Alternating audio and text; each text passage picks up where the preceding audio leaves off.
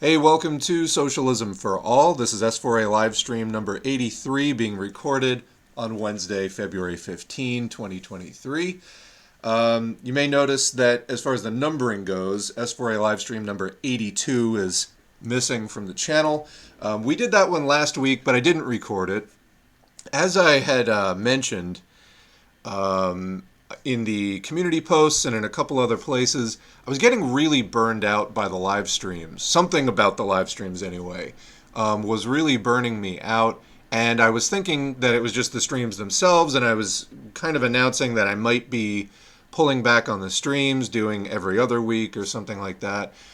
So after some further investigation and analysis, I determined that it's actually probably not so much the streams themselves, which actually I kind of enjoy. There's a lot of regulars that show up in the chat. We have a good structured chat. It's not overrun with trolls. And anyway, it's usually a pretty good time. I actually come away from the streams feeling usually better than when I started. I mean, it's a little bit stressful to, have people trying to shake you down for takes on this and that, and everything's going on the record. So yeah, I mean, you're vulnerable. You're on the record. It is what it is. Generally, though, I mean, I kind of enjoy it. I figured out what the real problem was actually more Twitter than the live streams, in the sense that to prep for the live streams, I get a lot of the news through Twitter because it's a good way to find stuff that isn't necessarily being highlighted in the mainstream news, etc. But there's also a huge opportunity to get sucked into really, I find, depressing discourse with a lot of other people who can be, as they say, terminally online. Actually, there was something I pulled up that I wanted to highlight here. This is kind of for everybody's sake. Let's see. Problematic news consumption. So there was a study that came out last year in a journal called Health Communications. The title is Caught in a Dangerous World, Problematic News Consumption and Its Relationship to Mental and Physical Ill-Being. And just to read the abstract here, this study adds to the growing body of literature on problematic media behavior by introducing and explicating the concept of problematic news consumption, which we define as involving transportation, preoccupation, misregulation, underregulation, and interference. Using survey data from a national sample of U.S. adults, we examine the factor structure of a problematic news consumption measure, the existence of latent classes derived from the expected factors, and differences in mental and physical health across the emerging classes. Results show support for the proposed factor structure, as well as the existence of 4 latent classes, which appear to be stratified according to the severity of problematic news consumption. So in other words, they've kind of identified 4 tiers of people reading too much news. I mean, this is in the sense of like doom scrolling, and especially since the pandemic, where people had more time at home and just going online to get stuff, and then just basically working yourself up into kind of a depressive frenzy or anti-frenzy by just, bombarding yourself, barraging yourself with horrible news constantly. And then what happens is, because it's an interactive environment, it's no longer just people reading a newspaper and then commenting to whoever else is sitting at the breakfast table with them. All of these sort of terminally online news-damaged people are then going out and shouting at each other. And I admit, this has happened to me. I hope others can admit that it's happened to them. That is kind of, in fact, in part why I started this channel after being on the left for a while, being concerned about what goes on in society and being concerned about social justice and trying to fight injustice and all of that. I started this channel to read more theory, which of course can offset a lot of this by giving you some revolutionary optimism and realigning your headspace to some positive things. And so that's another reason why this year we're really trying to get back to the roots in the theory. And one of the things that we've read so far theory-wise this month, as we enter the 4th year, just had the 3rd anniversary of the channel, Revolutionary Medicine by Che Guevara, talking about class struggle being learned by medical professionals, and applying that in Cuba and etc. It's a great read if you haven't listened to that already or read it, check it out. Also, we're doing the Arling Activista activist study course from the Philippine Communist Party. And there are 4 lessons in that. We've gotten 3 of them up on the channel so far. It involves things like how to do revolutionary study, some very clear explanations of what dialectical materialism and dialectical materialist analysis consists of, divide one into 2, identify what is the dominant or primary part of the contradiction, and then among different contradictions, find out which ones are the secondary contradictions, which one's the main one, and so on. You can read it for that. Lesson 3 is the mass line. So it's things that are important, generally speaking, and it's intended as kind of for students. So I highly recommend that. We'll get to lesson 4, which is the final one, soon, and I intend to just keep the, we've done a lot of sort of what I would call side readings. The channel's readings actually started out off of the basic Marxism-Leninism study guide from Movimiento Anti-Imperialista, and there's 26, I think, texts in that.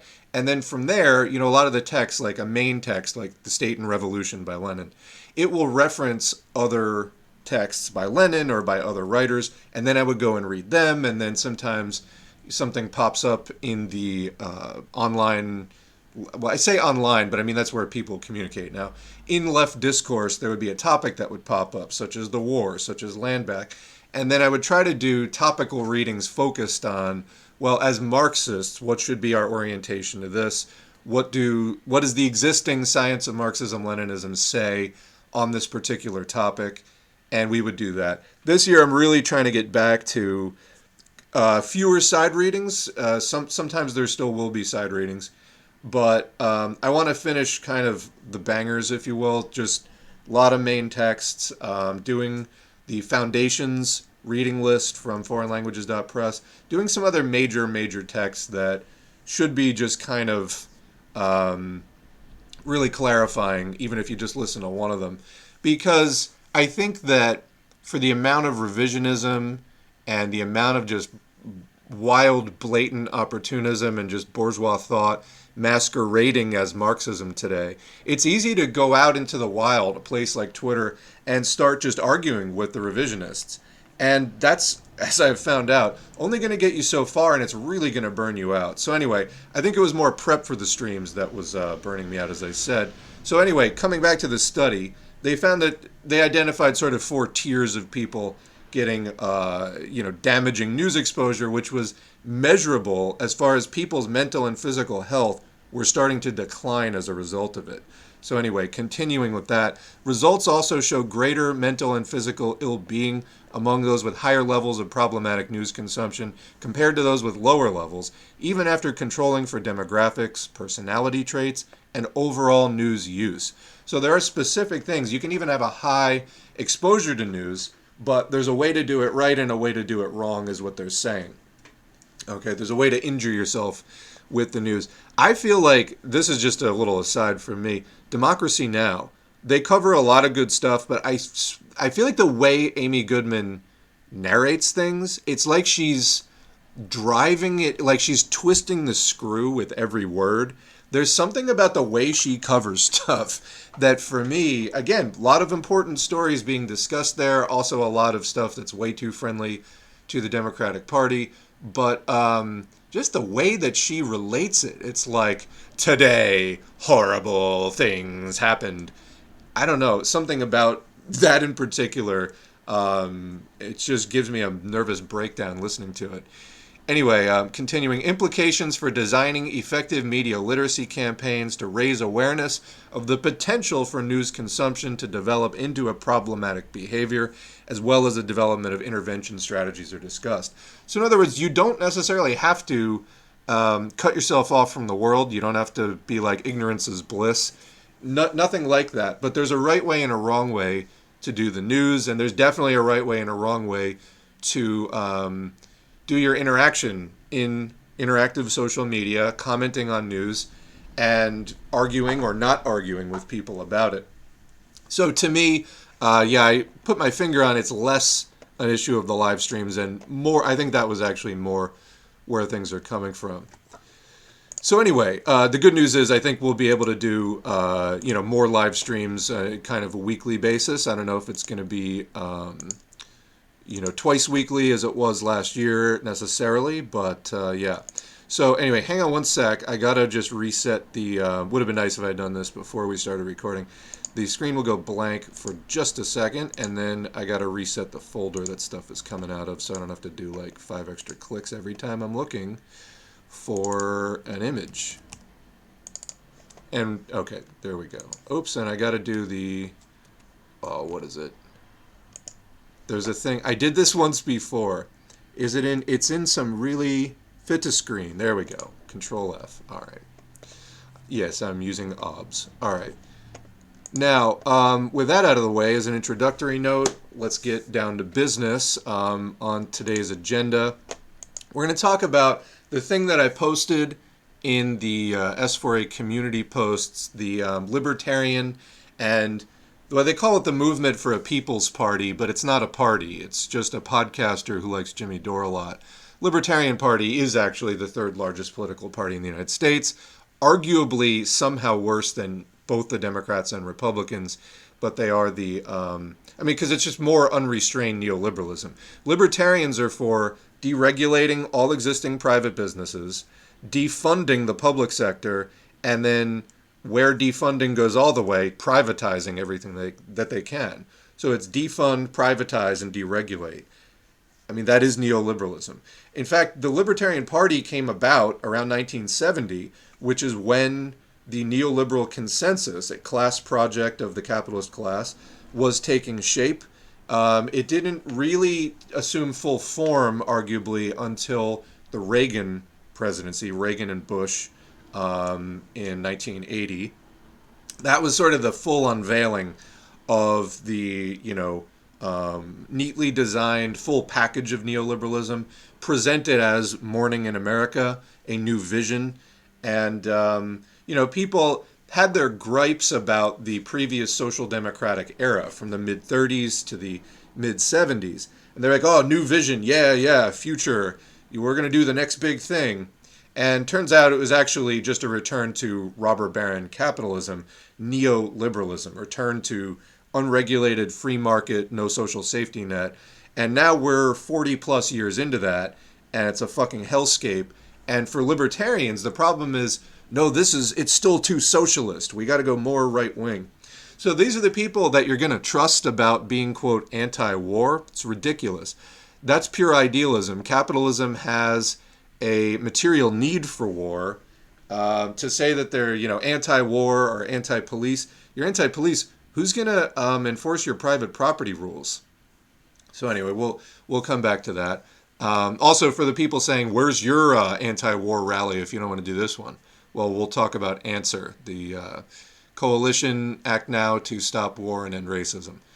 Also, I posted that Zizek article, and we're going to take a look at the Gabriel Rockhill thing, Capitalism's Court Jester, a big article about Zizek. Little bit about COVID, how they're ending the pandemic status legally, which is going to cut benefits and do other things.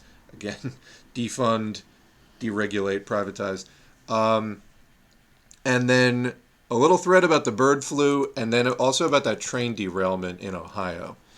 So anyway, that's what's on the agenda. Before we do anything else, let's go in and talk to the chat. Let's see what's been going on in the chat, because I've been doing screenshots. Yeah.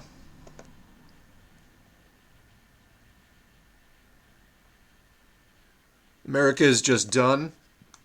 Socialism is the better choice, no question about it, yes.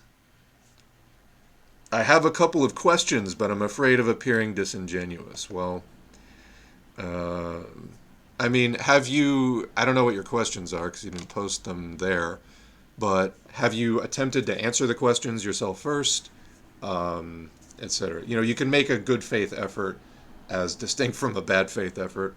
Bad faith effort is just to harass, annoy, play devil's advocate, and you're not actually interested in expanding your mind.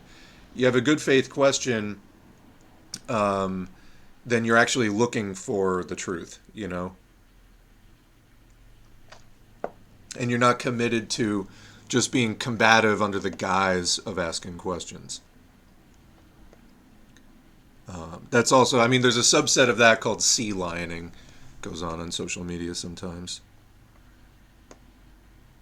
If the train derailment isn't proof that our infrastructure is falling apart, I don't know what is. Well, even under the best of circumstances, you will occasionally have an accident.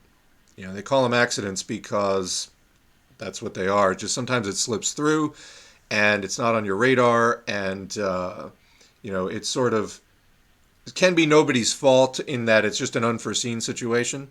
However, in this case, there was, we'll cover it there. Apparently the train had been sort of malfunctioning for about 20 miles. Then it derailed, and then they dealt with the chemicals in the worst possible way. So yeah. Class war is terrorism. Lady in the neighboring town to Palestine, Ohio, where the derailment and chemical fire, man-made chemical fire happened, woke up to all her chickens dead. Interesting science lesson about the density of certain gases, making it unsafe for creatures on ground level or below ground level. Yeah, we'll definitely get into that. What industry uses vinyl chloride? Sounds like oil refining. Yeah, it's a precursor to PVC. So polyvinyl chloride is PVC. That's used in like plastic pipes and things like that. PVC is fairly stable. Vinyl chloride is wildly unstable.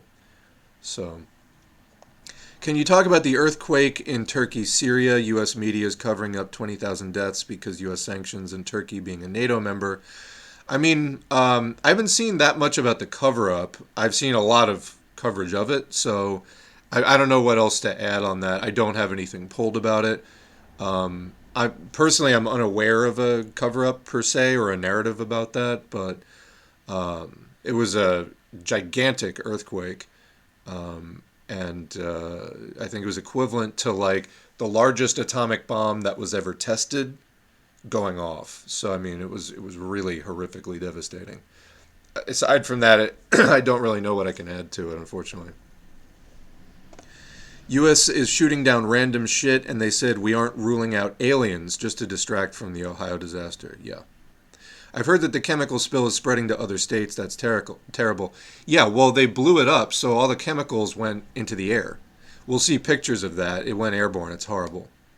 At what point will capitalism react to the transportation infrastructure in America if they respond? Well, so there's a text we did recently on the channel. Not enough, too few people have listened to it, but Paul Lafargue, who was Marx's son-in-law, wrote about socialism and nationalization, and how just simply nationalizing stuff isn't socialism. We need a social revolution for that. Kick out the bourgeoisie and not have a bourgeois state. But he talked about how the bourgeoisie will nationalize certain things when it is in their class interest to do so. For example, the post office. It's in their class interest to nationalize that, or like roads and things like that, because bourgeoisie uses a lot of those things, and it's cheaper for them to nationalize it and then treat it as their collective class property. Remember, things that get nationalized under capitalism are the class property. Well, things that get nationalized are the class property of the ruling class. In capitalism, that would be the capitalist class. Okay, so in the United States, capitalist United States now, the roads are public and things like that. Most of them, at least. Of course, they contract out a lot of stuff. That's how they get it. That's how they get ownership. Ownership is public, but a lot of the services and the work done is privatized on them. See that a lot of times. But and there's entire private contractors that just thrive solely off of government contracts. That work could be done by the government, and it could be all union and stuff like that. Anyway, that's sort of a different thing. But yeah, why is the U.S. capitalist class not doing more about the transportation infrastructure? The age that we're in right now, this neoliberal class project, has been an experiment in how much can they, how close to the bone can they cut, how much can they defund, and I mean, I think we're hitting the point now where they can't go much further with the austerity without actually compromising their own system. I mean, it's a vulnerability for the system, sort of at any stage of this. When you lose the public, you start losing the public buy-in, which was key for them during the mid 20th century. Public working class buy-in to capitalism and the entire U.S. American project. So in the neoliberal era, they risk losing support for that, and so you see, for example, communist YouTube channels and Twitch discussions popping up more and more often. I don't know. At what point will they react? I don't know. But when it becomes absolutely necessary, I suppose. So anyway, the water stream goes all the way, but keep in mind actually before we move on to that or from that, increasingly the U.S. is just openly run by corporate interests. That was always somewhat the case, but there was more of a counterpower in the past against that. That counterpower has shrunk, like in the labor movement, has shrunk to its lowest point, in the last 50 years. It's starting to make a slight rebound. Overall, though, the last 10 years have been like the low point, the bottom, percentage-wise, of the labor movement in a century. So, and that goes for, look at the Democratic Party. Used to be more of, I was always anti-communist, anti-socialist, but there was more of a pretense of a, liberal labor coalition type of party. That is in all but name only at this point.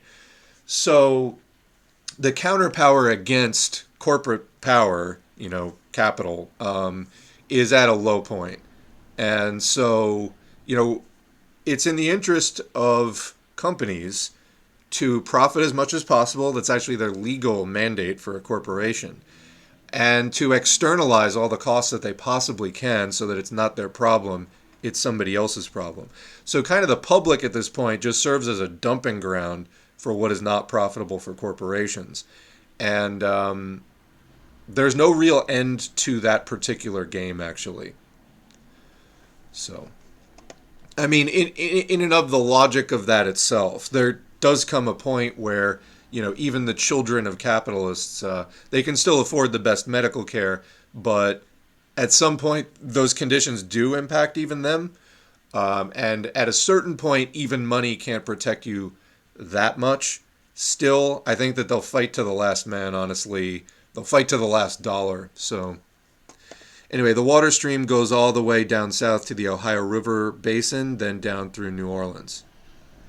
3,500 fish are dead. Yeah, at least. I saw on TikTok people talking about the EPA covering up some of the chemicals as well.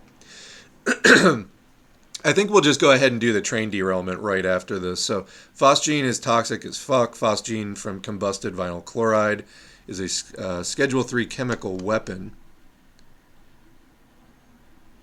So let's try the train company for war crimes. If the chemical is literally classified as chemical warfare, or as citizens afforded fewer rights than armies are. Let's go for it. Can someone clear something up for me? So the train derailed, and rather than patching up the leaking tanker cars and re-railing, they blew it up. Yes. So they could have cooled the cars and disposed of the chemicals more safely. Instead, they blew it up. They're like, hey, we'll just burn it off. Yes. So since we have this discussion going now, let's just jump right into the train stuff, actually.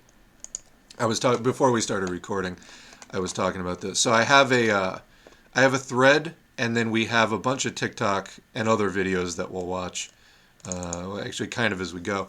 So this is courtesy of @Falconry Finance. I was commenting, I find this channel's bio hilarious. UAE Exotic Falconry and Finance. Ohio right now. So you can see that mushroom cloud there. That's a giant cloud of polyvinyl chloride and a ton. Oh, so they corrected themselves later. This is actually vinyl chloride, not polyvinyl chloride or PVC. Vinyl chloride is a precursor. It's less stable. And a ton of other bad chemicals. The local police blew it up like a beached whale. Now megatoxins are Chernobyling Ohio, and there's a news blackout, and the police are beating reporters and camera people and dragging them. They didn't tell anyone it's a 5-day evacuation. Oops, all pets dead. And then you see a picture there that looks like an ashtray that somebody spilled their beer in. That is actually the blown up tankers right there. That's what you're seeing there that look like half-burnt cigarette butts. That's it. And then they, of course, sprayed water on it to put it out later. So there is a picture of it when it was fully ablaze. I'm dying inside looking at this. I mean, it's horrific. That did not need to happen. So the next thing you see there, reporter arrested during news event at Ohio train derailment. You can see the guy getting dragged away there. And I didn't take individual screens of all this stuff in the interest of time. You can look up that article if you want. But yeah, they were arresting reporters trying to cover this. So you can see the next thing there, the guy with his mouth open. I caught it kind of a weird thing. That's a video. Let's watch that video right now. That is basically a chemist who has experience reading about the history of industrial accidents. So let me just get this loaded up. And hundreds of thousands. All right, let me pause it. I just got to set the monitor so that I can hear it. So that we're all on the same page here. All right, and we're ready. Hundreds of thousands of pounds of acid in the air? Potentially. Now, ever since engineering school, I've studied a lot of industrial accidents. I just find it really fascinating, and organizations like the Chemical Safety Board, NTSB, and OSHA all have like really good reports available to the public. So TSB, Transportation Safety Board, OSHA, Occupational Safety and Hazard Agency, is it? Anyway, they're the people who deal with like workplace safety and things like that.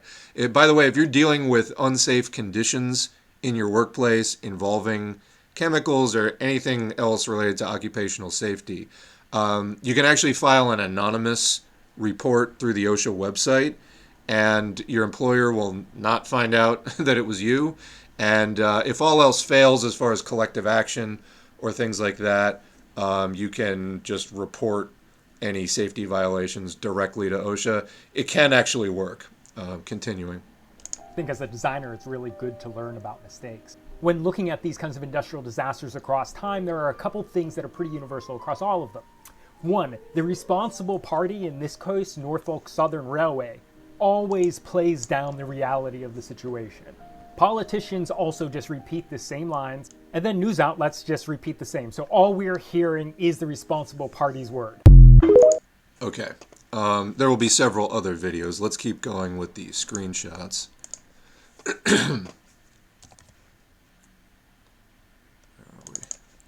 All right. So this next one, DC-based correspondent for News Nation has been in Ohio covering the train crash. And so you can see a picture of him being arrested. So this is a second person being arrested at a press conference trying to cover the thing. The next one down, footage showing a fiery axle 20 miles before the East Palestine train derailment raises questions about the alert timing. So, as you may remember, Pete Buttigieg, as a reward for helping to block Bernie Sanders during the last Democratic primary so that they could get in Joe Biden as the Democratic nominee, he was rewarded with a transportation secretary post. So he's kind of in charge of all that stuff at the top federal level. Turns out that making a, small city mayor of like this total like random place transportation secretary may have some consequences. So in this case, the surveillance footage shows that the train had a fiery axle for 20 fucking miles. And there was no alert raised, and then finally it derailed. So was there something going wrong throughout this entire system is sort of the question that raises. Continuing, our Channel 11 cameras captured video of dead fish in a local creek. We will see video of that. See pictures below. Representative from the Ohio EPA said they're aware of the dead fish, but people shouldn't worry. And so, the drinking water is fine. There's dead fish floating in it, but it's fine. So, next shot, what happens when it burns? Officials warned that the controlled burn. So, that controlled burn, you saw the picture of it before. Did anything about that really look very controlled to you? Controlled in the sense that they said it, not controlled in the sense that they know what they're doing. They burned all these chemicals off. Officials warned that burning all these chemicals would send phosgene and hydrogen chloride into the air. Phosgene is a highly toxic, colorless gas with a strong odor that can cause vomiting and breathing trouble, and was used as a weapon in World War I. Phosgene is considered safe at 0.1 parts per million during an 8-hour exposure, or 0.2 parts per million for a 15-minute exposure. So shorter time, you can withstand a higher concentration. The 8-hour exposure threshold would have to be even lower when measuring inside people's homes, where residents often spend more than 8 consecutive hours. Let's keep in mind that it's also winter. So same as with COVID, windows are closed, air is stale. Ale is stare. I don't know if you're drinking during a staring contest, but that's besides the point. You're just going to be breathing that air. People are not going to have their windows and doors open so much in February. Continuing. All right, that was too small for even me to read, but vinyl chloride, this is basically a summary of the effects of vinyl chloride. If you want to look up this thread, I will put a link. So the water is safe to drink, but suddenly everything in it is suddenly dead. Something doesn't seem to add up. Let's watch this video. And let's see if I can open the video. Here we go. These aren't... Oops, wrong video. However, so this guy is very upset, and I find a little emotional watching this. These are the clouds over East Palestine. Those are the chemicals you're looking at right there. So here's some video. These aren't storm clouds. This is the fucking shit that they burn off. The fucking shit they burn off in East Palestine. This is not fucking storm clouds. Look at it! This is over Darlington.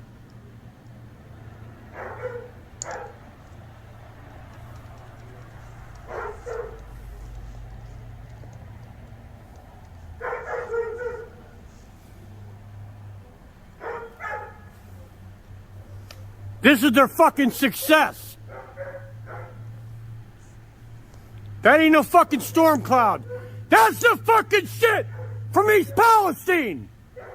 They're fucking controlled burn.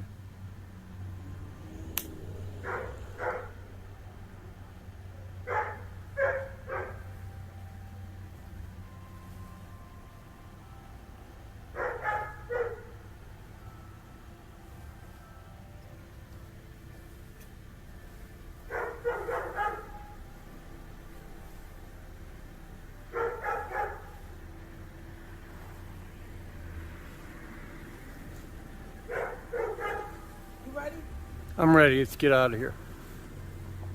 I wish we could get the fuck out of here. Motherfuckers. You fucking greedy motherfuckers. Impatient bitches. You could have fucking waited. You could have fucking cooled the tanks. You could have transferred the contents. You didn't have to do this. You did it because of time and money. That's exactly why you did it.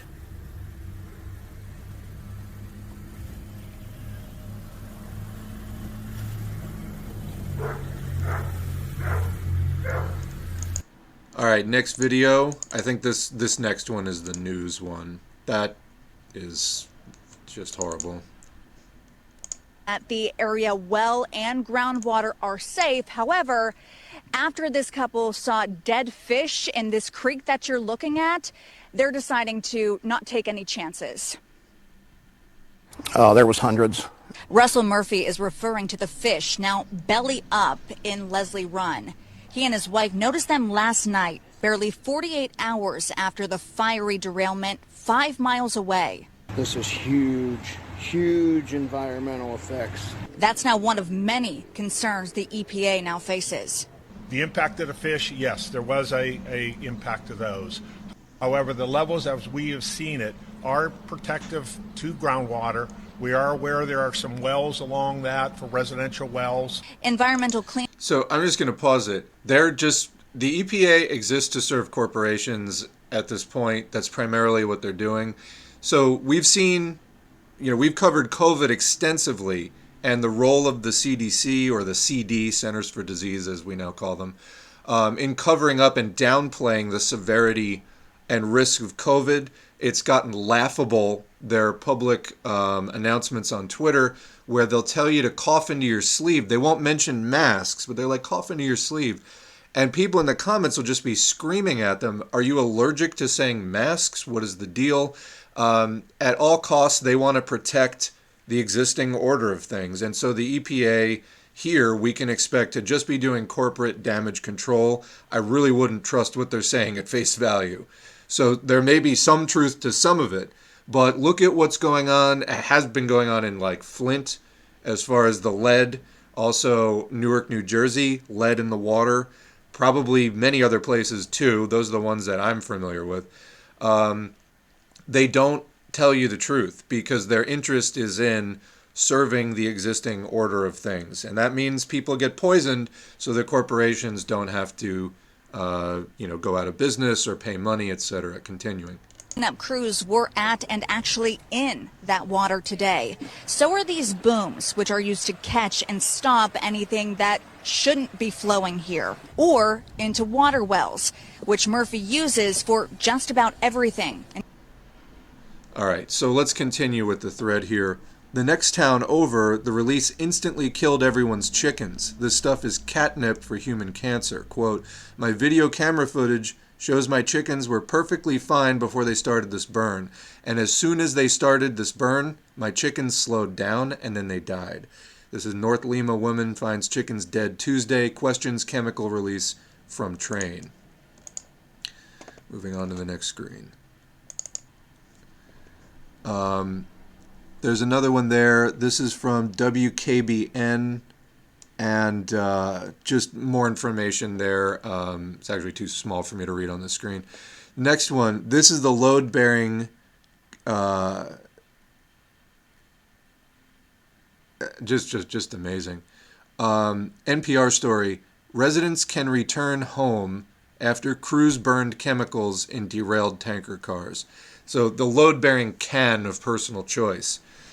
You can treat COVID like it's just the flu. You can return home to your house when you're going to get probably cancer in the next 6 months from breathing the chemicals that are in the air in your house. You can. Hey, it's your choice. This is unacceptable for living in an advanced modern society. It's unacceptable. But while capitalists run things, this is how things work. If you want this to be over, we must end capitalism. It's that simple. So you can see another picture of the fire down there. Actually, that's a video. Let's go to that video. Showing the fire and some other things. So we're on video 4.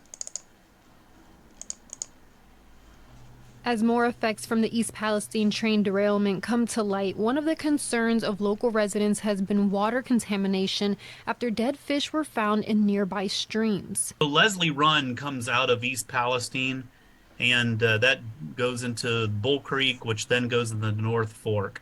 And we know for sure that there has been some fish kill in Leslie Run and Bull Creek, and some portions in the North Fork. We went out to these areas and were able to spot some dead fish in Leslie Run and Bull Creek. At a press conference, officials told us they are monitoring the situation. We knew at the onset of this incident there was impact to Sulphur Creek and waters of the state of Ohio.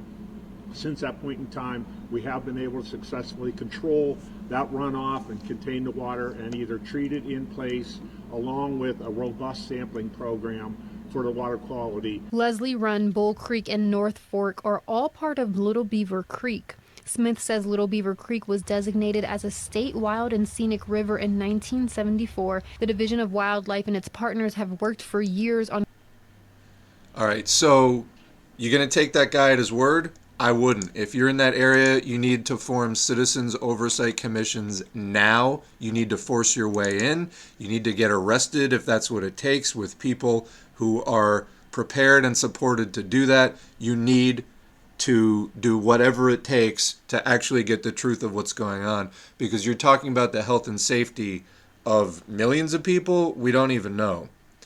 So next thing here, safety questions remain after Ohio train derailment. A controlled, see, they keep saying this controlled release, just means it didn't explode on its own. In a way is stupider, because it probably didn't need to explode at all. Anyway, the purposeful release and burn of vinyl chloride from 5 rail cars prompted an evacuation order. Talking about the death of chickens and fish again. We've got 2 more videos here. Let's look at those. I hear the train a-comin'.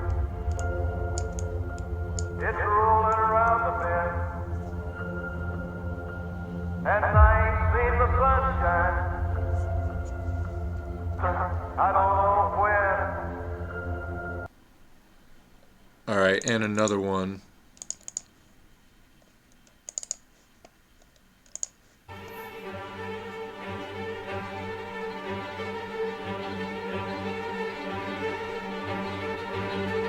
Was on the other side of town, and he went north Pleasant. And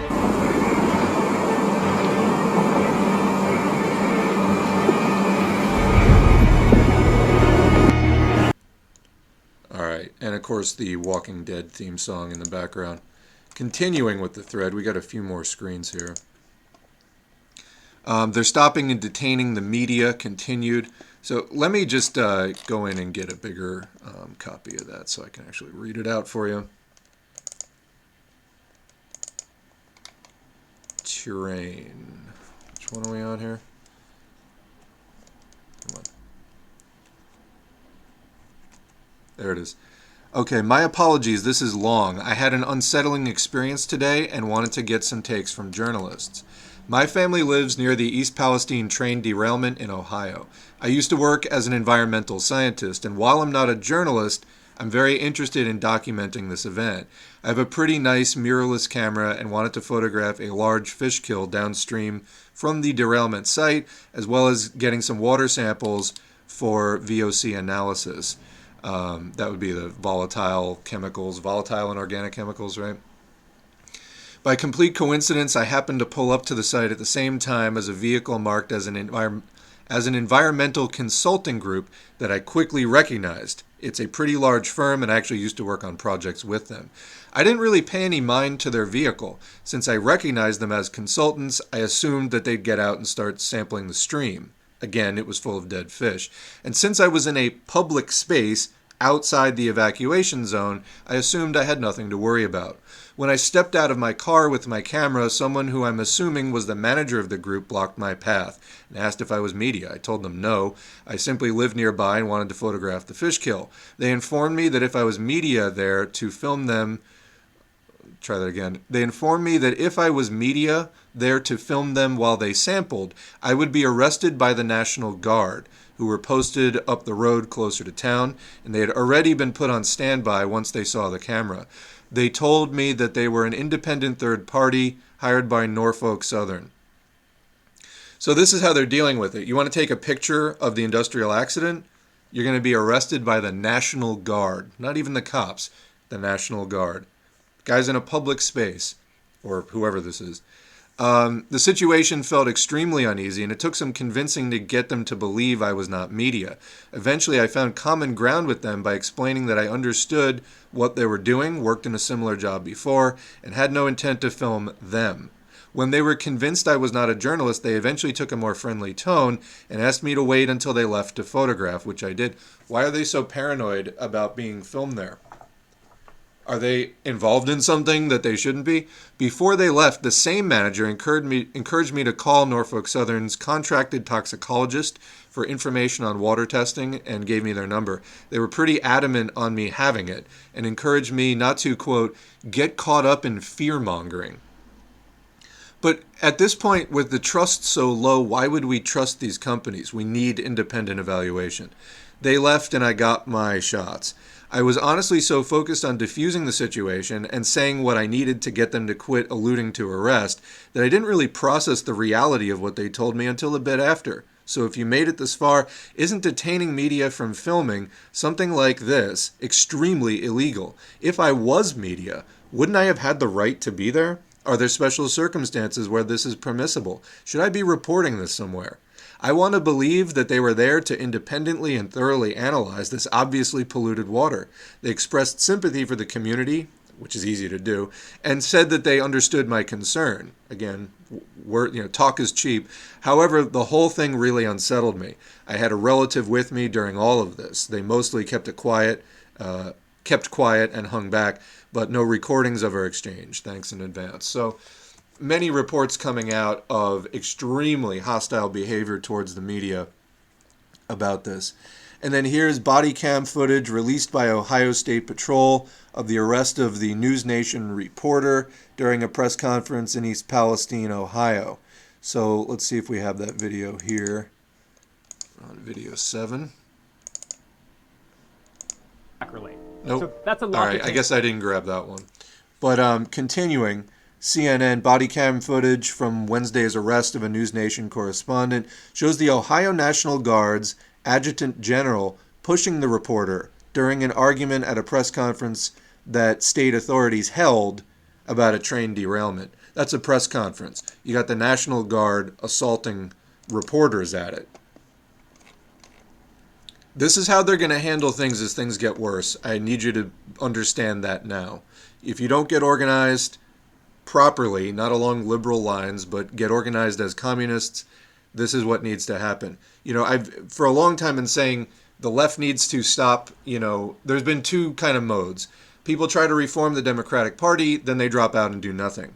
I've been saying find your left, even if it's, DSA or the Greens, the sort of, large, big tent left things that have been out there for a while. They're, operating in most states.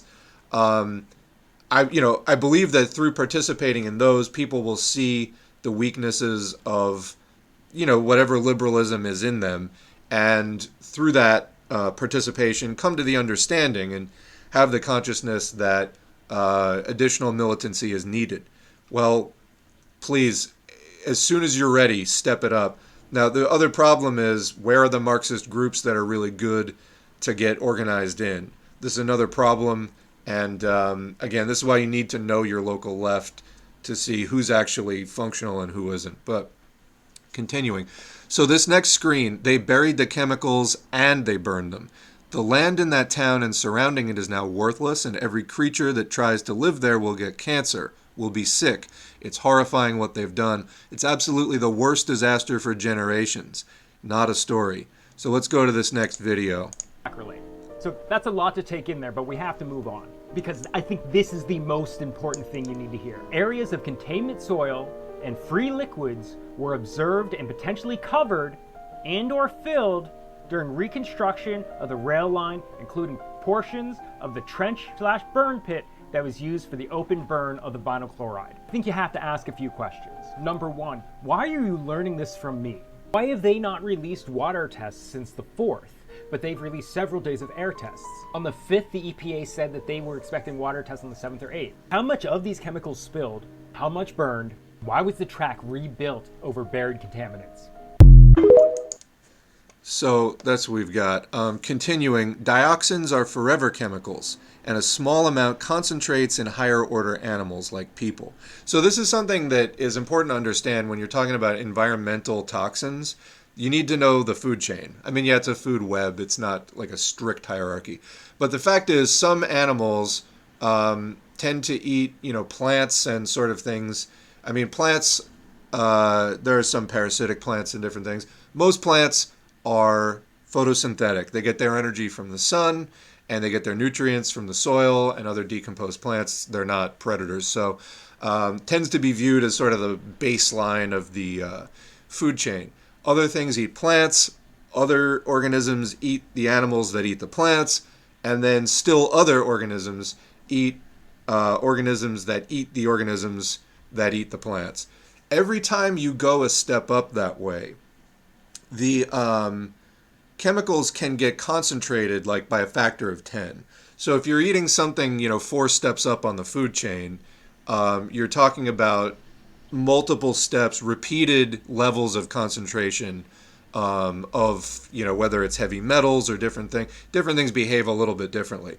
But dioxins are one of the things that concentrate in things higher up on the food chain. So continuing, this chemical catastrophe is absolutely going to drop life expectancy in Ohio and Pennsylvania for generations. And animals carry it away after ingesting it, when they're ingested. So there's a little thing about dioxins and dioxin-like compounds. There's a group of chemical compounds that are persistent organic pollutants, POPs, in the environment. In other words, they don't break down easily, so they're persistent.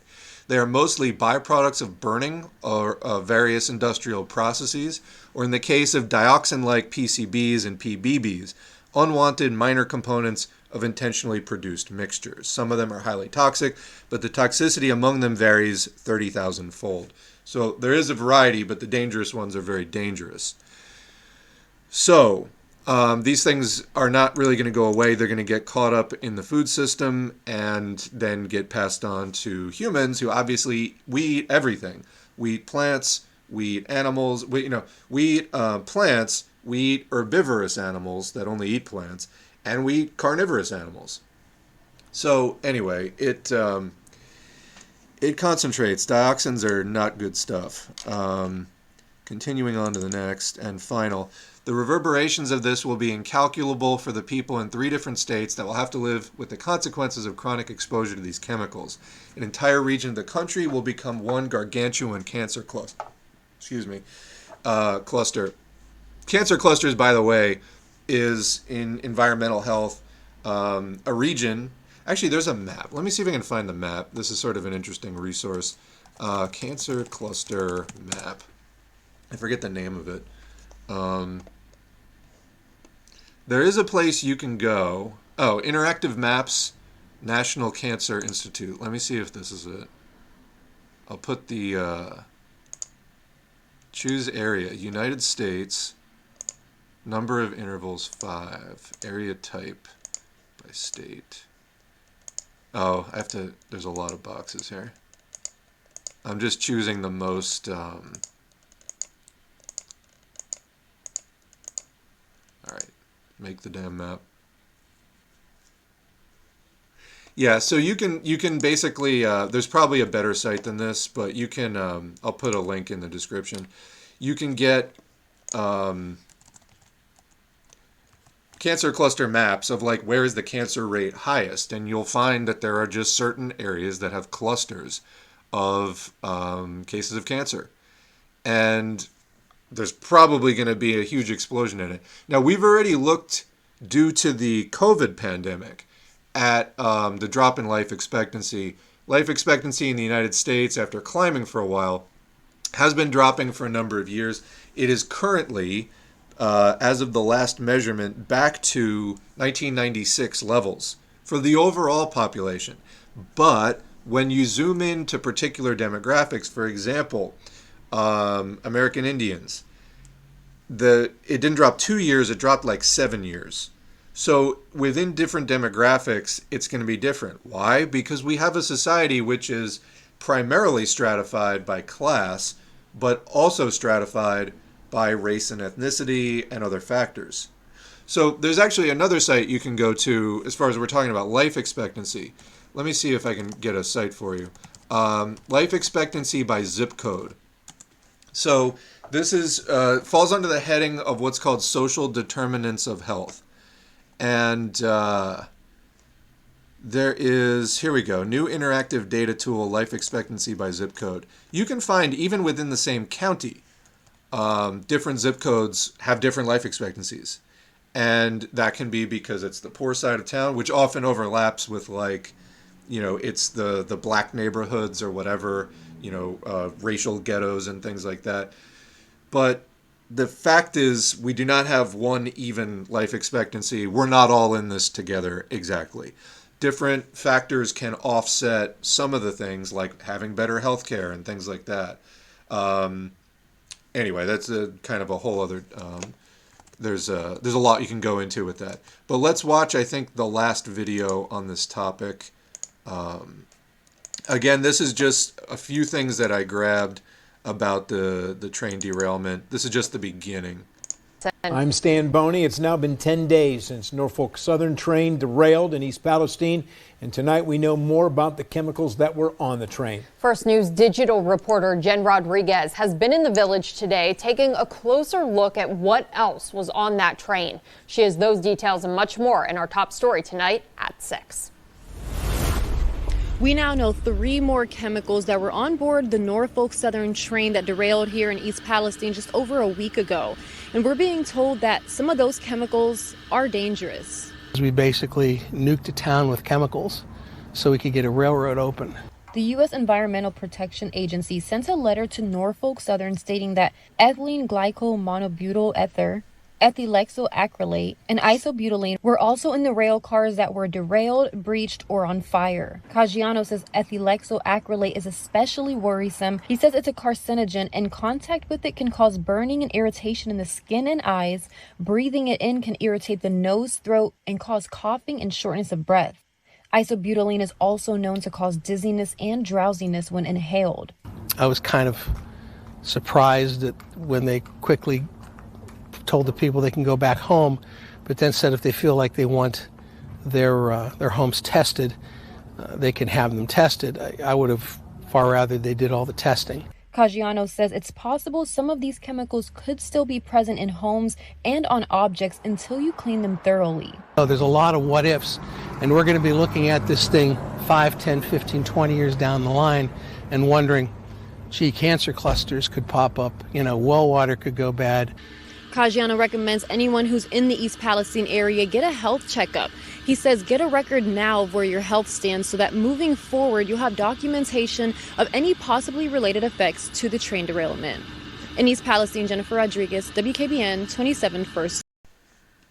So that's actually a very good suggestion. When something like this happens, if there's any way that you can, get your health checked immediately, so that you have a before for the before and after, and you can monitor. If you do, unfortunately, have any health degeneration, you can have a record of it. So when it comes time, at least for some accountability, if not complete reversal of the process, you'll have that documentation there.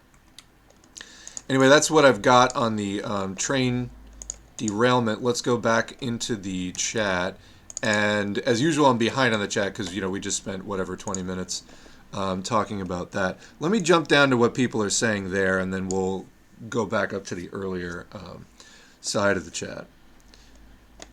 Yeah, most of them say Palestine, so I believe that's actually that guy there with the spaghetti dinner. I mean, talk about the face of the sort of local, community center guy. The exact perfect. And what he said, yeah, we nuked a town with chemicals in order to get a railroad open. So, yeah. All right, where were we here? You know what? I'm just going to go back up to where the chat was because... where are we?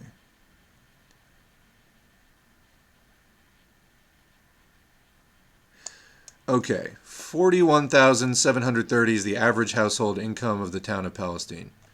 I mean, that's very average, yeah. These photos are insane. If it was a foreign entity, we'd be going to war. Yep.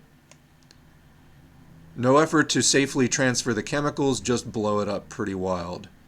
Their controlled burn, the controlled burn explanation is trash. The thing was on fire before it completely derailed and exploded when it did. So they just kind of finished it off.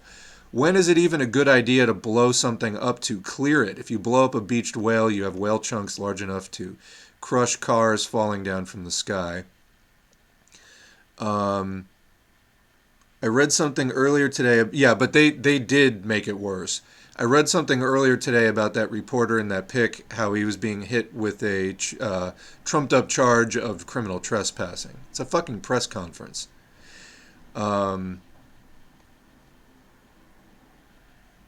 Capitalism is a literal plague and death cult, yes. Imagine watching this video and calling yourself a supporter of capitalism. Now, people have made comparisons to Chernobyl. How many people died because of Chernobyl? About 30 up front, one in the explosion, I think 29 rescue workers, and then about 106, I think was the number I saw, people down the line. Otherwise, people got moved out of there. They obviously had health care for life. It was the Soviet Union. And they were given new places to live, everything else. Not just like, go back to your now extremely contaminated house if you want. Hey, buy a new house if you feel like it, personal choice. There are different ways, there's always going to be things that happen. There's always going to be accidents. You can get that number down to a minimum. You can get your risk of accidents down to a minimum, but you can never be 100%, and there's always going to be something that's not on your radar. There's always the chance of that anyway. But you can then deal with it properly when something happens, and this seems to be the opposite of that. I mean, again, look at Flint. That's one of the biggest, most glaring examples that is well known recently. With Obama even going out there and doing that phony stunt of drinking the water, or pretending to drink the water. So yeah, this is how the United States handles things, and it's only going to get worse. We either end this system or you just get more and more of this. That's the point. Capitalists are murderers. Yes, it is social murder. And murder not done at the hand of, an individual Jack the Ripper standing there with a knife, putting it in somebody's gut, but done on a social level by making conditions such that people die and their lives are cut short. Church bells in the background are eerie in the video of the guy screaming at the sky. This is what collapse looks like? Yes. Actually, that reminds me of an article. I'm not sure I'm going to be able to find it right now. I remember it was going around when I was starting up S4A about 3 years ago. A collapsing, but like, I forget what they had lived through the collapse of a society.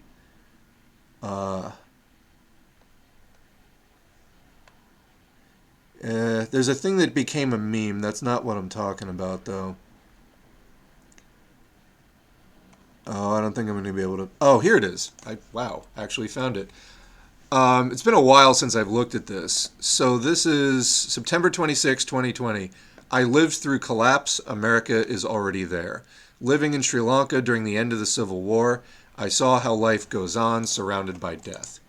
So we should probably actually revisit this story. I don't have shots of it right now. This is from Medium. I'll put the link there. It's by indi.ca, so indica, but with a period between the I and the C. I lived through collapse. America is already there. Living in Sri Lanka during the end of the Civil War, I saw how life goes on, surrounded by death. So we'll read a little bit of this. I lived through the end of a civil war. I moved back to Sri Lanka in my 20s just as the ceasefire fell apart. Do you know what it was like for me?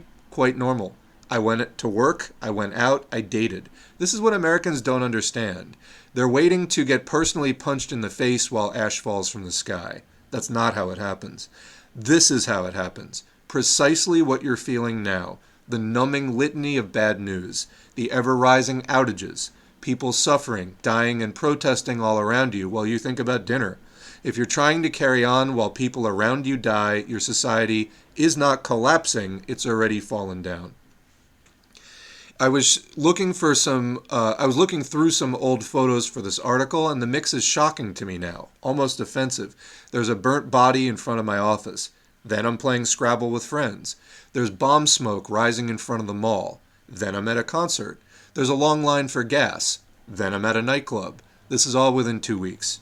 Today I'm like, did we live through this? But we did. I mean, I did. Was I a rich Columbo fuckboy while poorer people died, especially minorities? Yes. I wrote about it, but who cares? The real question is, who are you? I mean, you're reading this. You have the leisure to ponder American collapse like it's even a question. The people really experiencing it already know. As someone who's already experienced societal breakdown, here's the truth. America has already collapsed. What you're feeling is exactly how it feels. It's Saturday and you're thinking about food while the world is on fire. This is normal. This is life during collapse. Collapse does not mean that you're personally dying right now. It means Y'all are dying right now. Death is sometimes close, sometimes far away, but always there. I used to judge those herds of gazelle when the lion eats one of them alive and everyone keeps going. But no, humans are just the same. That's the real meaning of herd immunity. We're fundamentally immune to giving a shit. It honestly becomes mundane for the privileged. As Columbo kids, we used to go out, worry about money, fall in love, life went on. We'd pop the trunk for a bomb check, turn off our lights for the air raids. I'm not saying we were untouched. My friend's dad was killed, suddenly, by a landmine. R.I.P. Uncle Nihal. I know people who were beaten, arrested, and went into exile. But that's not what my photo stream looks like. It was mostly food and parties and normal stuff for a dumb 20-something. If you're waiting for a moment where you're like, this is it, I'm telling you it never comes. Nobody comes on TV and says, things are officially bad. There's no launch party for decay. It's just a pile-up of outrages and atrocities in between friendships and weddings, and perhaps an unusual amount of alcohol. Perhaps you're waiting for some moment when the adrenaline kicks in and you're fighting the virus or fascism all the time, but it's not like that. Well, it could be if you joined a really active resistance, but anyway. Life is not a movie, and if it were, you're certainly not the star. You're just an extra. Again, this is for random, petty bourgeois, unorganized people. But anyway, if something good or bad happens to you, it'll be random and no one will care. If you're unlucky, you're a statistic. If you're lucky, no one notices you at all. Collapse is just a series of ordinary days in between extraordinary bullshit. Most of it happening to someone else. That's all it is. Anyway, the article, well, actually, there's not much more. I'll just read the rest. One day I was at work when someone left a bomb at the No Limit clothing store. It exploded, killing 17 people. When these types of traumatic events take place, no two people experience the same thing. For me, it was seeing the phone lines getting clogged for an hour. For my wife, it was the feeling of it. It was feeling the explosion a half kilometer from her house. But for the families of the 17 victims, this was the end, and their grief goes on. As you can see, this is not a uniform experience of chaos. For some people, it destroys their bodies, others their hearts, but for most people, it's just a low-level hum at the back of their minds. What's that buzzing sound you hear now? Today, I assume you went to work. Bad news was everywhere, clogging up your social media, your conversations. Maybe it struck close to you. I'm sorry. Somewhere in your country, 1,000 people died. I'm sorry for each of them. 1,000 families are grieving tonight. 1,000 more join them every day. The pain doesn't go away. It just becomes a furniture of bones in 1,000 homes. As a nation, you don't seem to mourn your dead, but the families do. So let's read that again. As a nation, you don't seem to mourn your dead, but their families do. Their communities do. Jesus also weeps, but for most people it's just another day. You've run out of coffee. There's a funny meme. This can't be collapse because nothing's collapsing for me, or at least not everything has collapsed for me. But that's exactly how collapse feels. This is how I felt. This is how millions of people have felt, including many immigrants in your midst. We're trying to tell you as loud as we can. You can get out of it, but you have to understand where you are, even to turn around. This, I fear, is one of many things Americans do not understand. You tell yourself American collapse is impossible. Meanwhile, look around. In the last 3 months, America has lost more people than Sri Lanka lost in 30 years of civil war. If this isn't collapse, then the word has no meaning. You probably still think of Sri Lanka as a shithole, though the war ended over a decade ago and we're relatively fine. Then what does that make you? America has fallen. You need to look up at the people you're used to looking down on. We're trying to tell you something. I have lived through collapse and you're already there. Until you understand this, you only have further to fall. I guess this is now a trilogy of collapse. It gets less depressing, then more so. So there's 2 other articles there. I will link those. That was definitely the article I read before. And yeah, it's true. So anyway, maybe we will look at the other 2 articles in the future. The next one was from October 11, titled Collapse Takes a Lifetime, America's Just Getting Started, and The Sadness of American Collapse from October 10, 2020. So, yeah. Let's go into the chat for a minute. I'm definitely going to follow up with the COVID and bird flu stuff after this because it just kind of flows naturally. This is what Nazi Germany looks like. I wonder what the demographics of East Palestine are. I highly doubt they would detonate the train in an affluent area. I mean, I doubt that a train line runs through an affluent area, but yeah. It's okay. Those fish are just dying a little bit. The rest is okay. Pieces of shit. Yeah, also Red Hill, Hawaii. Yes, the Navy poisoning the drinking water there. Hard to watch. Yeah. Scott Pruitt canned or pushed out the few remaining environmentalists at the EPA. Today it seems like it's just a PR department for corporate America. Yeah, we've talked about this before. So you want to learn about the revolving door. The revolving door in the regulations thing. This is where, the head of Monsanto then becomes the head of the FDA, then goes back to be the head of Monsanto. So in other words, the people running the agencies that are supposed to be regulating the biggest businesses are former executives and potentially future re-executives of those same industries. And they make the case that it's like, oh, well, who knows the industry better than we do? We used to run it. Yeah, but there's also something called conflict of interest, you motherfucking piece of shit. So the revolving door between the corporate world and the regulatory world, I mean, it's also known as regulatory capture, if you want to look any of that up. But yeah, we're well into that at this point. I'd be interested in finding out how much of these chemicals are orexin in livestock that was nearby that didn't die. An excellent question. I wonder if anyone is looking into that. I went outside for a long time. Yeah. Comment about nobody masking during COVID.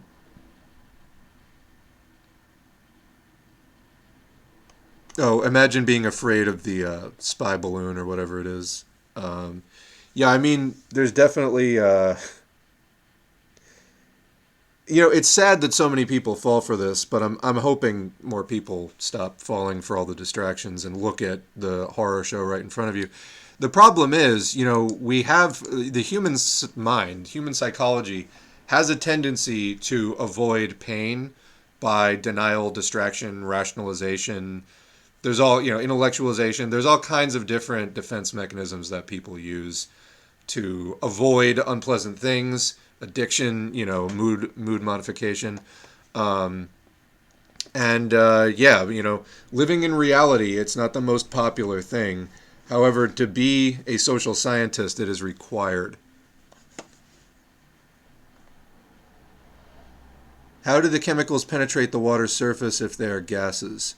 They're only gases temporarily. Once they get into the air, they can react with other things. So in the case of vinyl chloride, when that hits water vapor, which the atmosphere is full of, turns into hydrochloric acid and then becomes acid rain.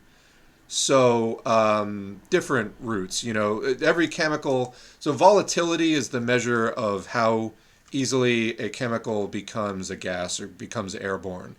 But it's a two-way street. It can shift states. It combines with other, the atmosphere is not just oxygen. Oxygen is actually like a small portion of the atmosphere.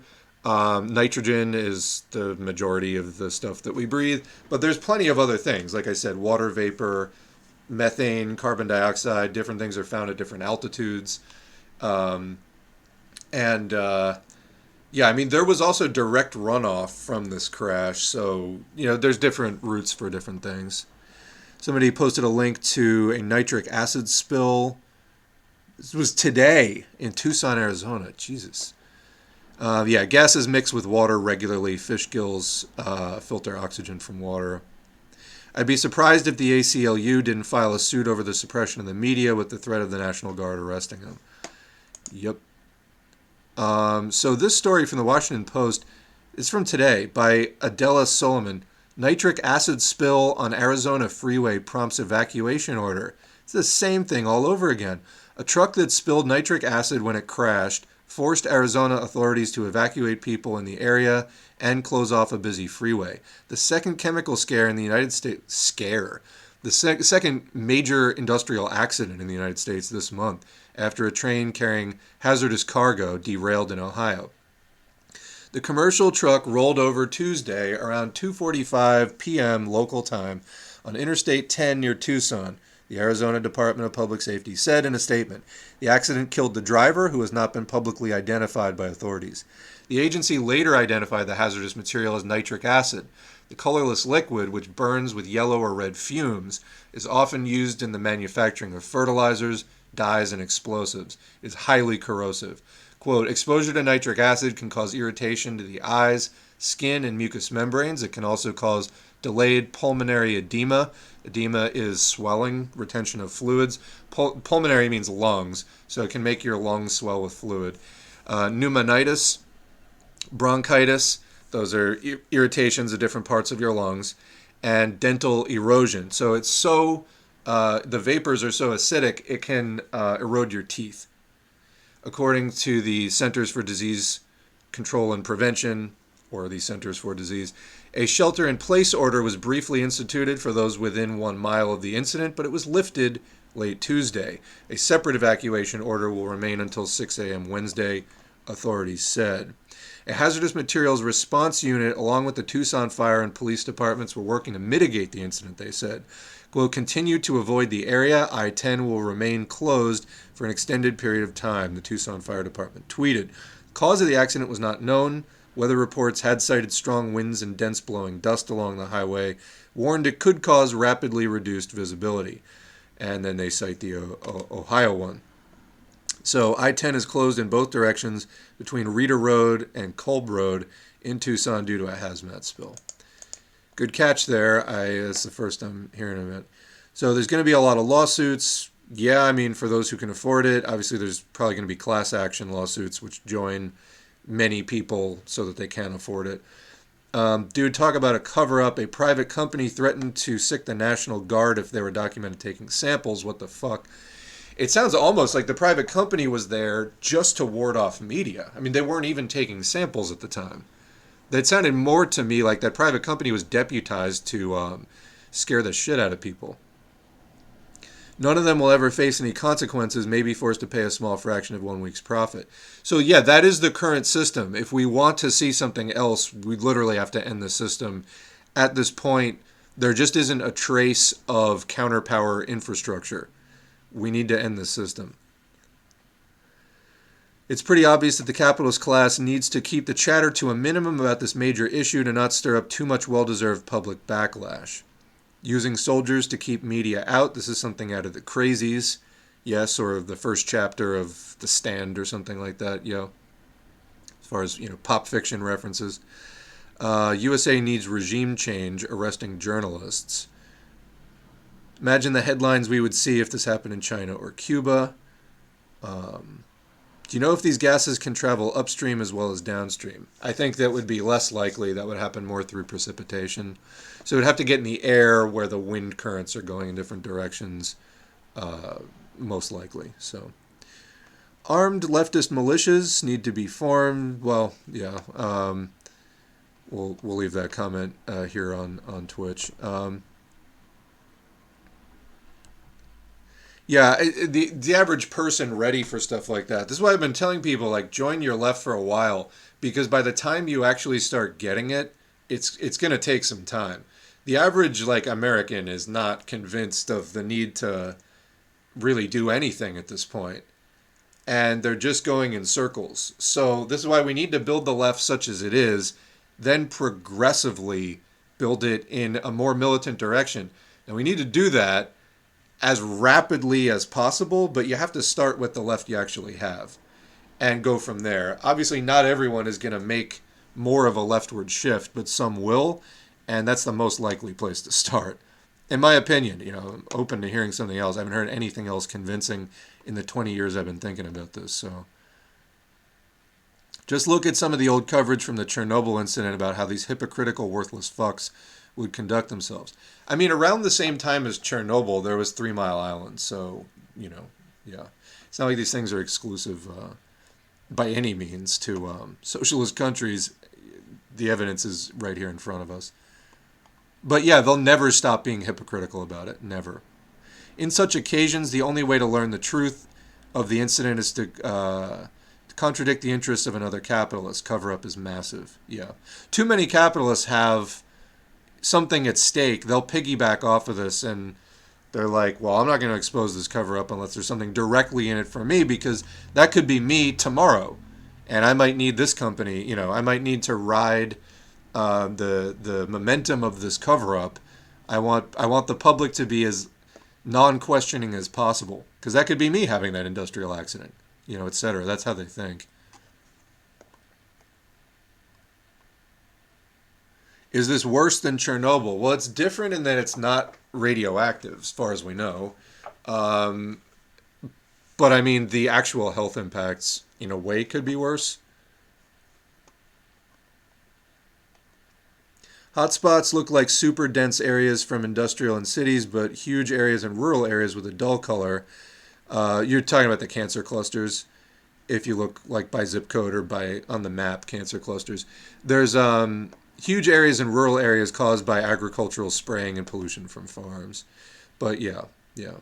The industrial chemicals are clearly more concentrated in urban areas, yeah.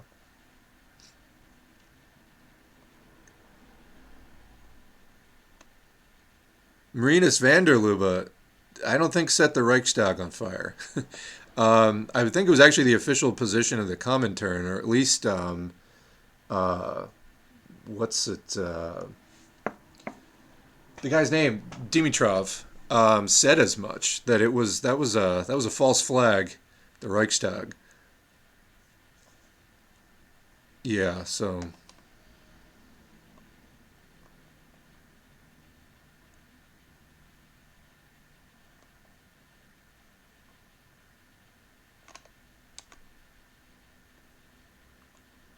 We had a chemical accident in Sweden in the 70s. The manager of the company went on TV and drank the groundwater from the factory to show that everything was calm. He died a few months afterwards. Instant karma, I guess, or, swift karma. There's a thing like that. I think it was talking about one of the chemicals used as a pesticide. And the company's official position was that the chemical was completely non-toxic. So they went to them and they were like, to humans. So they went to them and they're like, here's a glass of the chemical you just said is completely non-toxic to humans. I would like you to drink it. Strangely enough, they all refused. Reminds me of the movie Brazil. That's a rough movie. Can you share that article about the guy writing about the Sri Lanka collapse? Yeah, somebody else found it, but I'll put it in the video description. During collapse, the capitalists need conspiracy voices to prevail, so that people who know something is wrong believe it is the fault of socialism, actually, or insert minority, here's fault. So, I mean, yeah, when we think of, what you just called, conspiracy voices, obviously the mainstream media will label anyone that, right or wrong, that is just differing from the mainstream narrative. Now, there are kind of classic, right-wing conspiracy things punching down at socialists or some marginalized ethnic group or something like that, as everything was just fine, the system is fine, but it was a conspiracy of these people to, quote, undermine civilization. On the other hand, I mean, pointing out that capital regularly does nefarious shit and covers it up, that could also be considered, quote, conspiracy thinking. It's, more based in class analysis and looking at class struggle, and it's in the interest of the capitalist class to do these things to further their own power.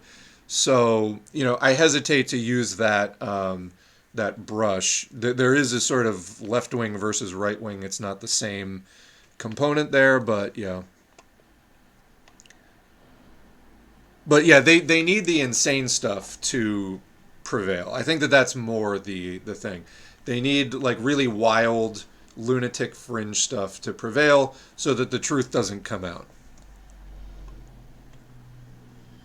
Has anyone here read Ian Wright's article, Capital as a Real God? No, I have not. So, in metaphor, presume I'll take a look. That sounds somewhat interesting. All right, where are we?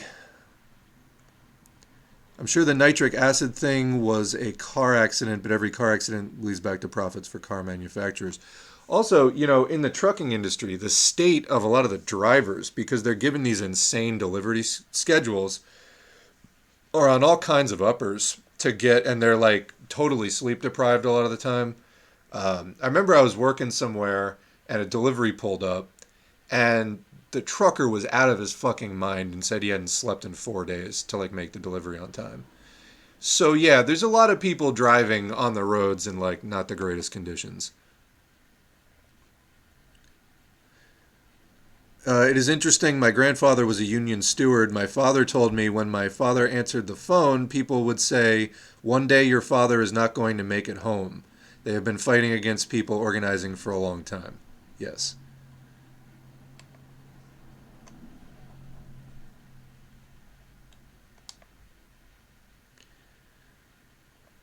In 20 years, the average American is going to have 3 eyes and tentacles. If only it were that interesting. No, we're not all going to become Ninja Turtles. Unfortunately, what happens is you just develop weird lesions and sores, and your organs fail.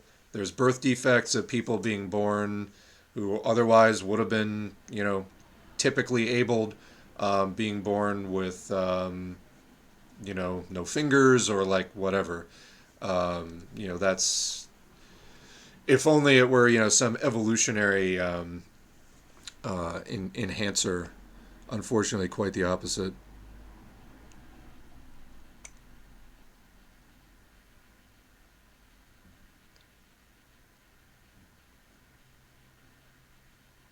They still say the CIA setting up networks of drug dealers and facilitating the shipment in of cocaine is a, quote, conspiracy theory, even though it's part of the public record. So yeah, that's the point. Is that, things, anything, whether it's true or wild, will get labeled with that. So you kind of got to be careful of that label. People know here, I don't believe that the official story of 9/11 has any of the requisite evidence that all of the physical evidence that we see points in exactly the opposite direction of the official story, which they came out with within hours. And anyways, the whole thing, there's a playlist on the channel about that.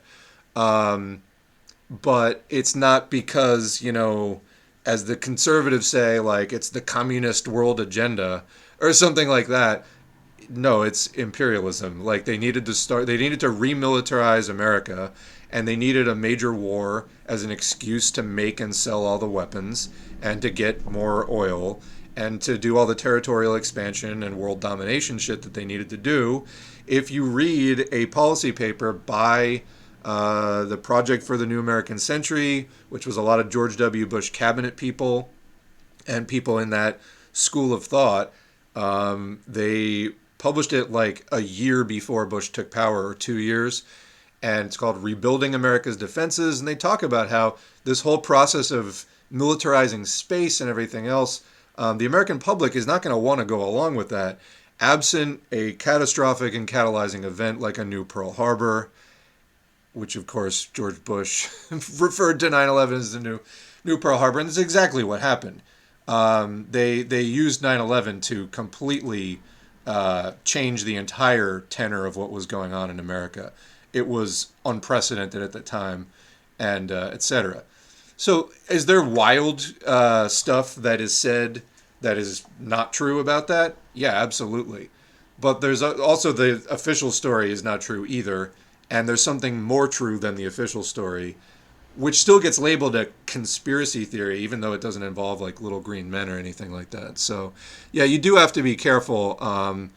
The mainstream will label anything a, quote, conspiracy theory, what's a conspiracy? Might as well take a minute to do this.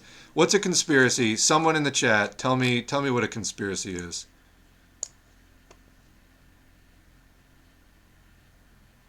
Yeah, weapons of mass destruction in Iraq. Complete lie. All right, except for the ones that the USA sold them themselves. There's a picture of Rumsfeld shaking hands with Saddam Hussein.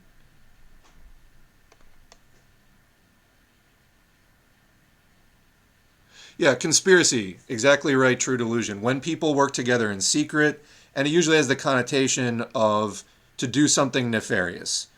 Usually the connotation of doing something illegal or immoral. In other words, that's why they're doing it in secret. So yeah, two or more people agreeing on stuff in secret, that's a conspiracy. So why did that become this blanket term? Why did that become the blanket term? Does anybody want to know why anything that is, there's you could say there's kind of two reasons, but why, particularly in the USA, is conspiracy theory specifically? There was a particular incident that coined by the CIA in the 1960s. We're getting close. We're getting close. There was a particular thing that happened in the 1960s where JFK, exactly right. Because the official story of JFK is not a conspiracy, lone gunman. So conspiracy is when more than one person conspires to do something illegal, immoral, whatever. Something that needs to be done in secret, something nefarious. But the official story of JFK is that it's a lone gunman. So if you didn't believe that, you were a, quote, conspiracy theorist. Now, you can also go back further and apply the term to things like, the sort of whole, like, Nazi theory of the Judeo-Masonic Bolshevik conspiracy to undermine Western civilization. That has a more general sense as far as, like, a social narrative about social change, which is in contrast to meta-narratives like Marxism. Is their final exam. The final exam is, are we all going to fucking die or not? That's the final exam. The final exam is, can we get the social change we need? No, but I'm just enjoying having some real-time interaction with the chat right now. But, yeah, after the Zapruder film was released, fewer than 9% of the U.S. public believed the Warren Commission. Absolutely. Even the U.S. Senate concluded that in the 1970s. Yet the mainstream narrative drags on. But anyway, yeah, you could. So the big thing about Marxism that postmodernists hate, they're like, no, we need to get rid of meta-narratives. We need to get rid of big narratives about social change and historical progress, which of course is historical materialism, explaining it's a meta-narrative about social change being driven by class struggle, class conflict, etc. So the Nazis kind of had their own, the fascist version of that is history is a series of builders trying to build up civilization, and there's also conspiracies of sort of inferior people trying to tear it down. You could call that a sort of generalized conspiracy theory, although when it comes to particular events, yeah, it was definitely JFK. So let's see. It's the reason they allowed Tucker Carlson to be the one who interviews Cy Hirsch about the U.S. blowing up the Nord Stream pipeline, because he mixes in QAnon adjacent 14-word shit, transphobia, etc., easily dismissed and discredited. Isn't that Trumpism today? Yes. Yes, goddammit. We're doing great today. Trumpism is, how did Trump get started? 2012. Something blank certificate had to do with Obama. Blank certificate. Anyone? Anyone? Anyone? The birther movement. Fantastic. So, yeah, Trump really got started with the whole, like, birtherism, that Obama was not a citizen and, all that kind of stuff. And before that was the Tea Party, 2008. That was the Republican Party's astroturfed response to the 2008 global financial meltdown. So let's get a timeline going here. You have Clinton for a number of years. Bush and Cheney where Clinton helped to deregulate things and lay some of the groundwork. But things really ratcheted up in the Bush and Cheney years. 2001, 9/11, Patriot Act, invasion of Afghanistan, Iraq War. This is all subsequent years. So all of that stuff, major, major changes. The news is just going on about terrorism day in and day out. It's an entire change in the focus, and it lays popular support for wars and the building of an even bigger domestic police state. Meanwhile, What's happening? The financial industry has been deregulated under Clinton. 2008 happens. And then there's a global financial meltdown. People who had money in the stock market lose like half their life savings, et cetera, et cetera. So the Republican Party, having been in power for 8 years at this point, they lay the basis for the argument that why this all happened is it wasn't right-wing enough. Enter the Tea Party. Libertarian, proto-fascist crazies. They didn't all have to be created on the spot. Some of them were. But the libertarian and super patriot movements had been around. The survivalists and all those people had been around since the 70s. You know, it was fascists, basically. Intense anti-communist, right-wing crazies. And the Tea Party rallied them all together and gave them common purpose, and they became the new face of the Republican Party. There was still the Bush, Cheney, McCain, Romney wing of the party. But now you had the Tea Party to come in as the fallback. And then Trump comes in. The Tea Party runs for 4 years. Trump comes in 2012, I believe it was 2012, with the birtherism stuff. And that makes the Tea Party people go nuts. It's around this time you start getting QAnon, and then, of course, MAGA. And, yeah, so this has been coalescing for a while. Reagan, the Republican Party under Reagan did this as well with the moral majority and trying to rally, like, more and more desperate rallies of conservative segments of America. And they keep having to scrape the barrel harder every single time that they do it. And so they're coming up, you know, first it was like the moral majority coalition that, you know, that constituted about a third of the Republican voting base. And then they had to scrape even deeper after 2008 to get the sovereign citizens and like more of these people on board, you know, and then under Trump, it got much more coalesced. So we're seeing a global right-wing convergence at this point. And meanwhile, of course, the Democratic Party is just fundraising off of it. They're not seriously anti-fascist. If they were, they would ally with the left and actually stamp this stuff out. Trump, like Reagan, was a mascot vote. Yeah, Reagan was a B-movie actor. Used to be left-wing until he got turned. And yeah, Trump, same deal. He's this weird entertainment figure. Blatant antagonism towards the left, absolutely. Of course, corporations, you know, that's who really runs things. But as far as coalescing a political movement, you know, the difference between a Trump and a Bush and Cheney is under Bush and Cheney, you didn't have the rabid, foaming at the mouth, grassroots right-wing movement.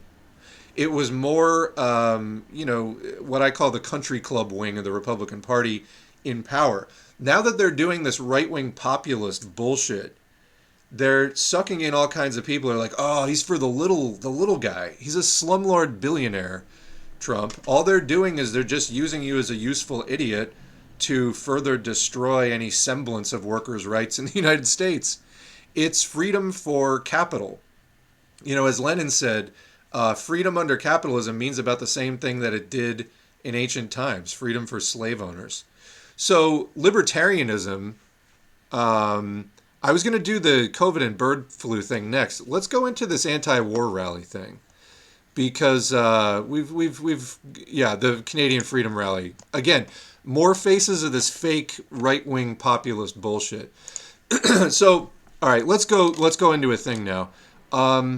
Let's talk about war. I made this post because this is going to get into the libertarian right-wing populist shit. So I made this community post recently. There is this thing going on. Let me see if I can get a screenshot of the thing just so people can see what I'm talking about. Here, Rage Against the War Machine. It's an anti-war rally being promoted this month. Who's throwing it? See right at the top, Libertarian Party, fascists, and the Movement for a People's Party, which is not a real party. They don't run candidates. It's the podcast grifter accused rapist party headed by Nick Brana, who was accused of sexual assault by one of his employees on a day. She continues to be active in politics. So it's not even a real party. But the Libertarian Party is, in fact, the third largest political party in the United States. because it's also a neoliberal party. So you can pretend that you're opposing the system without actually opposing the system in substance. If libertarians gained power on a mass scale, I mean, they do have some seats in various, local, like state and county governments and things. But I mean, where they attain power, they just further neoliberalism. They want to privatize everything. They believe in freedom for capital. That's like their whole deal.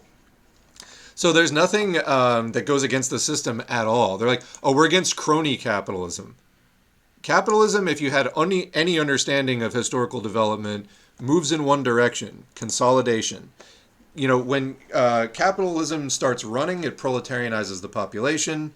That's what happens to most of the classes in society. They get turned into propertyless proletarians. And then meanwhile, on the capitalist side, the capitalists become fewer and fewer in number, and the capital gets consolidated into fewer and fewer hands. So the most of the population becomes propertyless working people, and the main thing is the propertylessness. The reason we work is because we are propertyless. Some people, get by with welfare or things like that. But the main point is we're not making money off of capital. And then the few rich that there are become richer and richer, and there are fewer and fewer of them. That's capitalism. You can't just randomly go back to this petty bourgeois reactionary dream of like, we're going to go back to before capitalism was so consolidated. No, you're not. The only thing is you can go into the future towards socialism, in which the proletariat runs society and completes the process of proletarianization by proletarianizing the remaining remnants of the petty bourgeoisie and the bourgeoisie. In other words, we make them also propertyless by holding all property in common. That private property is no longer a thing. This is the whole thing in the Communist Manifesto about the abolition of bourgeois property, also known as the abolition of private property. But in capitalism, it's specifically bourgeois property. You can read the manifesto if you want to know more about that. But anyway, going back to this thing, I was writing a right-wing coalition of Lolberts, libertarians, because they're just fucking ridiculous. LaRouches, this is followers of Lyndon LaRouche. You see this in Caleb Maupin, Infracell, Jackson Hinkle, Samira Khan. People like that are in the LaRouche sphere. Also, if you see anything involving the Schiller Institute, call it out as LaRoucheist and run, because that's what it is. The Schiller Institute has been holding more and more forums and seminars. That is the LaRouche movement. That is, you don't want anything to do with that. Tulsels, the Tulsi Gabbard stands, the Jimmy Dore affiliated Movement for a People's, quote, party, Caleb Maupin's CPI, of course, and other assorted reactionaries are trying to promote a rage against the war machine rally and pull leftists into it. The idea that you can have free market capitalism and be meaningfully anti-war is a con on people who don't understand the nature of capital. It isn't peaceful, and it can't ever be peaceful.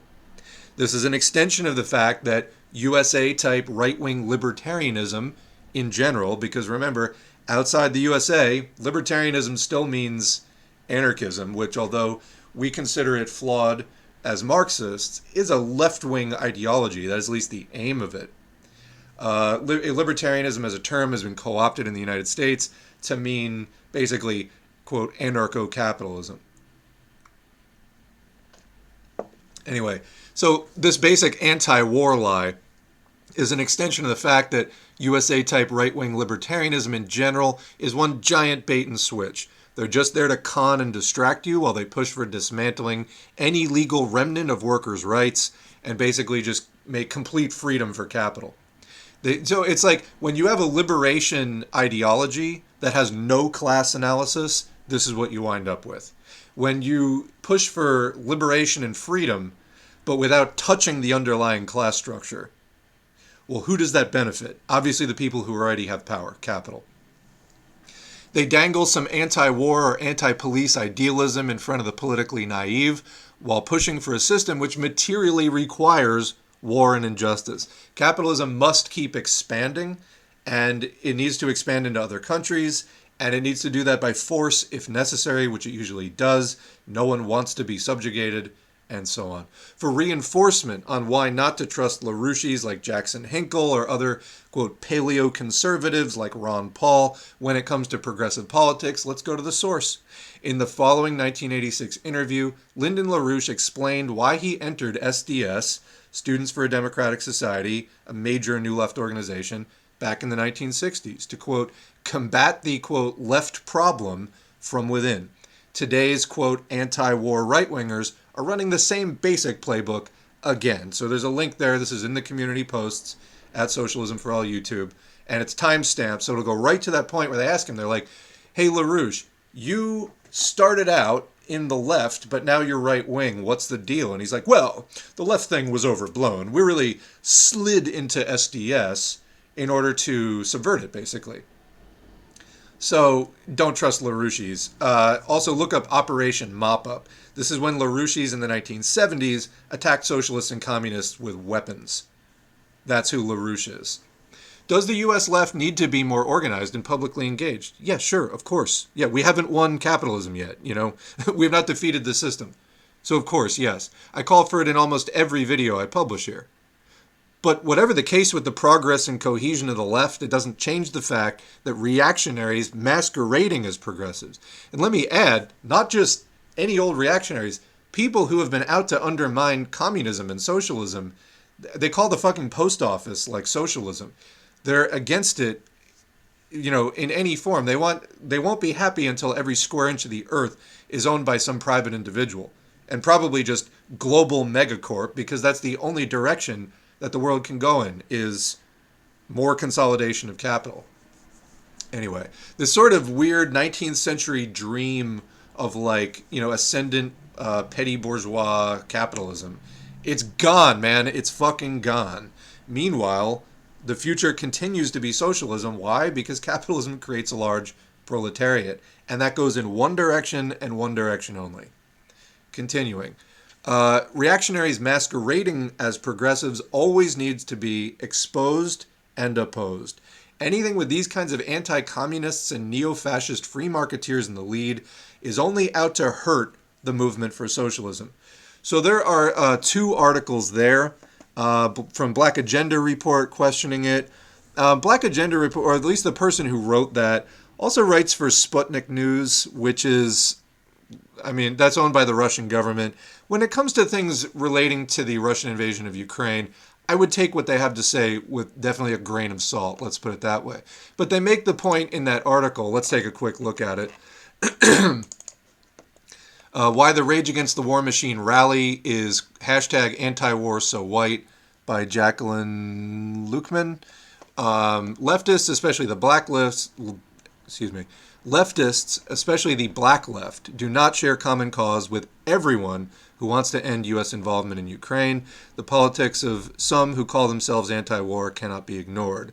So they talk about the Libertarian Party, and there's this weird thing happening about trying to single out the Mises caucus of the Libertarian Party.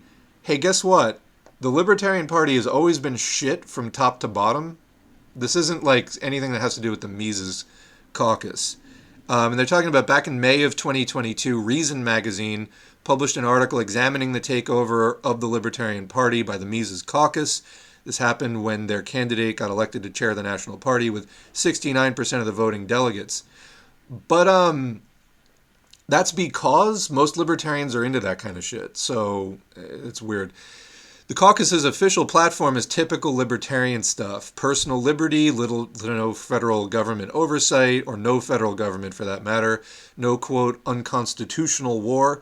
No federal regulation on guns. The primacy of private property, which has always screamed capitalist greed, and a host of other problems, including racism. Since racists have taken the libertarian creed of freedom to associate with no federal oversight on freedom to exclude people of color. So in other words, the post segregation stuff when integration was enforced by the federal government.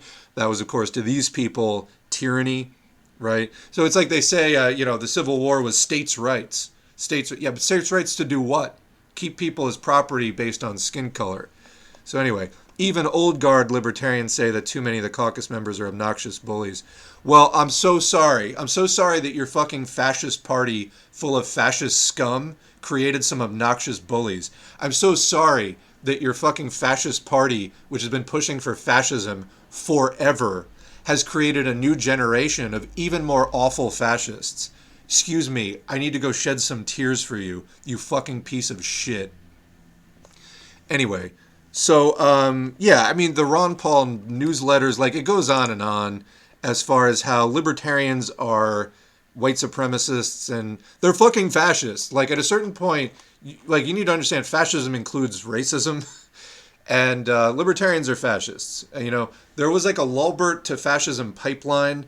It's now about half an inch, you know, they've just merged. So, anyway, yes, this was denounced here. The article goes on. In the interest of time, quickly highlight another article, Socialist Action, Rage Against the War Machine, a reactionary right-left anti-war alliance. Why do you want to work with everybody? Well, because fascists aren't actually anti-war, you fucking asshole. You're just out to lie to me and tell me that fascists are anti-war. No, they're not. They're for a system which literally requires war. It's a fucking lie. It's just another way. Well, here, what was I saying about this? Where did I stick this thing? Here we go. For those who like memes, the right-left alliance is always a smokescreen for the right, which stands for the status quo no matter what they try to tell you, to try to co-opt more left politics, empty them out of any meaningful substance, and use them as another vehicle for capitalism. You're not making the right better, you're just making the left worse, which is probably the point. It's on purpose. I mean, they'll tell you that they co-opted the word libertarian, which used to have left-wing connotations, and take it over. Now, moving on to the next meme, while we're at it, here's a friendly reminder about the laughable meme ideology of hashtag MAGA communism, product of infracell generally. You're not making MAGA better, you're just making communism worse, which is probably the point. They're coming for the word communism itself now. They've already taken libertarianism. They've already tried to take anarchism with anarcho-capitalism. That didn't really go over that well. But this is the right-left alliance. It's the right attacking the left under the guise of forming a partnership. You know, it's the paradox of intolerance, or the paradox of tolerance, that you can't be tolerant towards intolerance. You can't be tolerant towards people who are actively gunning for your head. And that's what the right is doing. They're like, oh, why don't you want to work with us? You're so intolerant. Yeah, anyway. But, you know, I guess we need to bring back the memes of, I guess you mistook me for the tolerant left. I'm the anti-fascist left. Anyway, so this is another article against this, like the Black Agenda report, why this is a bad idea. I think Socialist Action is Trotskyist, but it is what it is. We don't support Trotskyist lines generally. There's nothing specifically Trotskyist about this. In these momentarily difficult times, tragically a small layer of anti-war personalities and a few well-meaning organizations have been drawn into the reactionary right-left coalition, quote-unquote, that is planning a February 19 Rage Against the War Machine Washington, D.C. demonstration. In the unlikely event that this effort meets with even a modicum of success, I mean, it's just PR for libertarians and it's kind of funny to me that the Movement for a People's Party even made the top of the bill there, because they're not a party. They're not a party. They just collect donations. They're not a fucking party. It's that Nick Brana guy who used to do Draft Bernie, and now, like Jimmy Dore and everybody else in that orbit, he is sucking up to libertarians because they're not socialists. They're not left. Anyway.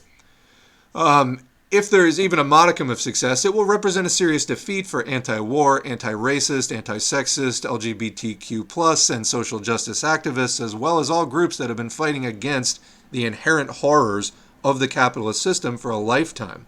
Among the Rage Against the War Machine invited speakers is the New York Lyndon LaRouche Party's U.S. Senate candidate, Diane Sayre. Her campaign literature hails the deceased LaRouche as her mentor and the greatest statesman of the past 100 years. In decades past, the virulent anti-Semite, racist, homophobic, neo-fascist, and degenerate conspiracy theorist LaRouche and his thugs, and when we were talking before about wacko, like insane conspiracy theory stuff, LaRouche is pretty much the poster child. They would make shit up like crazy. They also, well, they're about to say it here, they would sell intelligence to governments. So armed with, they collaborated with various local police agencies to spy on and disrupt left organizations. That's what LaRouche did. Armed with clubs and nunchucks, wooden bars connected by chains. Come on, we're living in a, how did Ninja Turtles come up twice in this podcast? But we're living in a post Michelangelo world here. Wooden bars connected by chains, and other weapons, likely with police and FBI collaboration. They repeatedly organized, via their well-publicized Operation Mop-Up, violent physical attacks on left organizations, focusing on public forums of the U.S. Communist Party and the Socialist Workers' Party. Their stated objective was to physically obliterate these organizations. So these are some of the people headlining this thing, and also behind, again, Infracell, Jackson Hinkle, Maupin, other people who are sympathetic to and work with LaRouche's. So here's a little bit about the ultra-capitalist libertarian Ron Paul. Another confirmed speaker for this Libertarian Party-initiated cabal is former 18-year Republican Party congressman from Texas, Ron Paul, who once briefly left the Republicans to become a candidate of the ultra-conservative Libertarian Party. The Libertarians, yesterday and today, claim to champion unfettered capitalism and individual freedom. Their stock in trade includes ending taxation, especially of the super rich, and virulently pressing for massive cuts in government spending for vital social programs. They oppose funding for public education, Medicare, Social Security, and the post office. Libertarians call for a return to a capitalist society where, quote, free competition prevails is pure fantasy. Today's capitalist imperialist world is dominated by a core group of behemoth multinational corporations and banks that own and control the vast wealth and resources of the world. This infamous 1%, or even less than 1%, dominates world trade as never before. This 1%, or more accurately, the 100th of 1%, control governments, including the U.S. government. This multi-billionaire and trillionaire elite orchestrate elections and the results. The libertarian fantasy that this unprecedented concentration of wealth and power can or will be changed by the hodgepodge of ultra-right-wing libertarians has zero relation to today's reality. Need we add that any fundamental challenge to the existing monopoly capitalist imperialist system is inconceivable without capitalism's victims, the vast majority of humanity, playing the decisive role as opposed to a handful of libertarians wedded to capitalist ownership, control, and exploitation. So in other words, the Marxist view, as we were just covering in the Arlang Octobista, is the masses are the sole determinants of history. History is driven by class struggle. So who's the conspiracy theorist now? These libertarians want to do some idealist, adventurist thing to like take over capitalism. They're going to find out real quick that isn't how it works. You can't just roll back the wheel of history as is described in the Communist Manifesto when describing reactionaries like this, you know, petty bourgeoisie, the small capitalists, or people who aren't even any level of capitalists but imitate the capitalists. So the article goes on to describe Ron Paul as the brains of the Tea Party. This is absolutely true. Back in 2007, Ron Paul made a very high-profile run for the presidential slot in the Republican Party and was influential in the Tea Party, which started up around that time we were talking about before. And talking about the libertarians are all about the individual right to be free from government-mandated vaccinations or mask mandates, etc. Instead, the libertarians are on board with the, what's it called? The, why am I blanking on the name? The thing in Massachusetts, Great Barrington Declaration. Back to work is their credo. Let them die until the deaths eventually decline as a result of herd immunity. Blatantly anti-science position. And anyway, it kind of goes on. You get the idea. These are not friends of the left. These are neo-Nazis, anti-communists, you name it. Like, again, not friends of the left. So why would we be, you know, interested in engaging in something like this? Obviously, we wouldn't. So then one of their comebacks is, oh yeah, well, where's your anti-war rally? Well, let's look at Answer. Act Now to Stop War and End Racism. The Answer Coalition, Twitter @AnswerCoalition.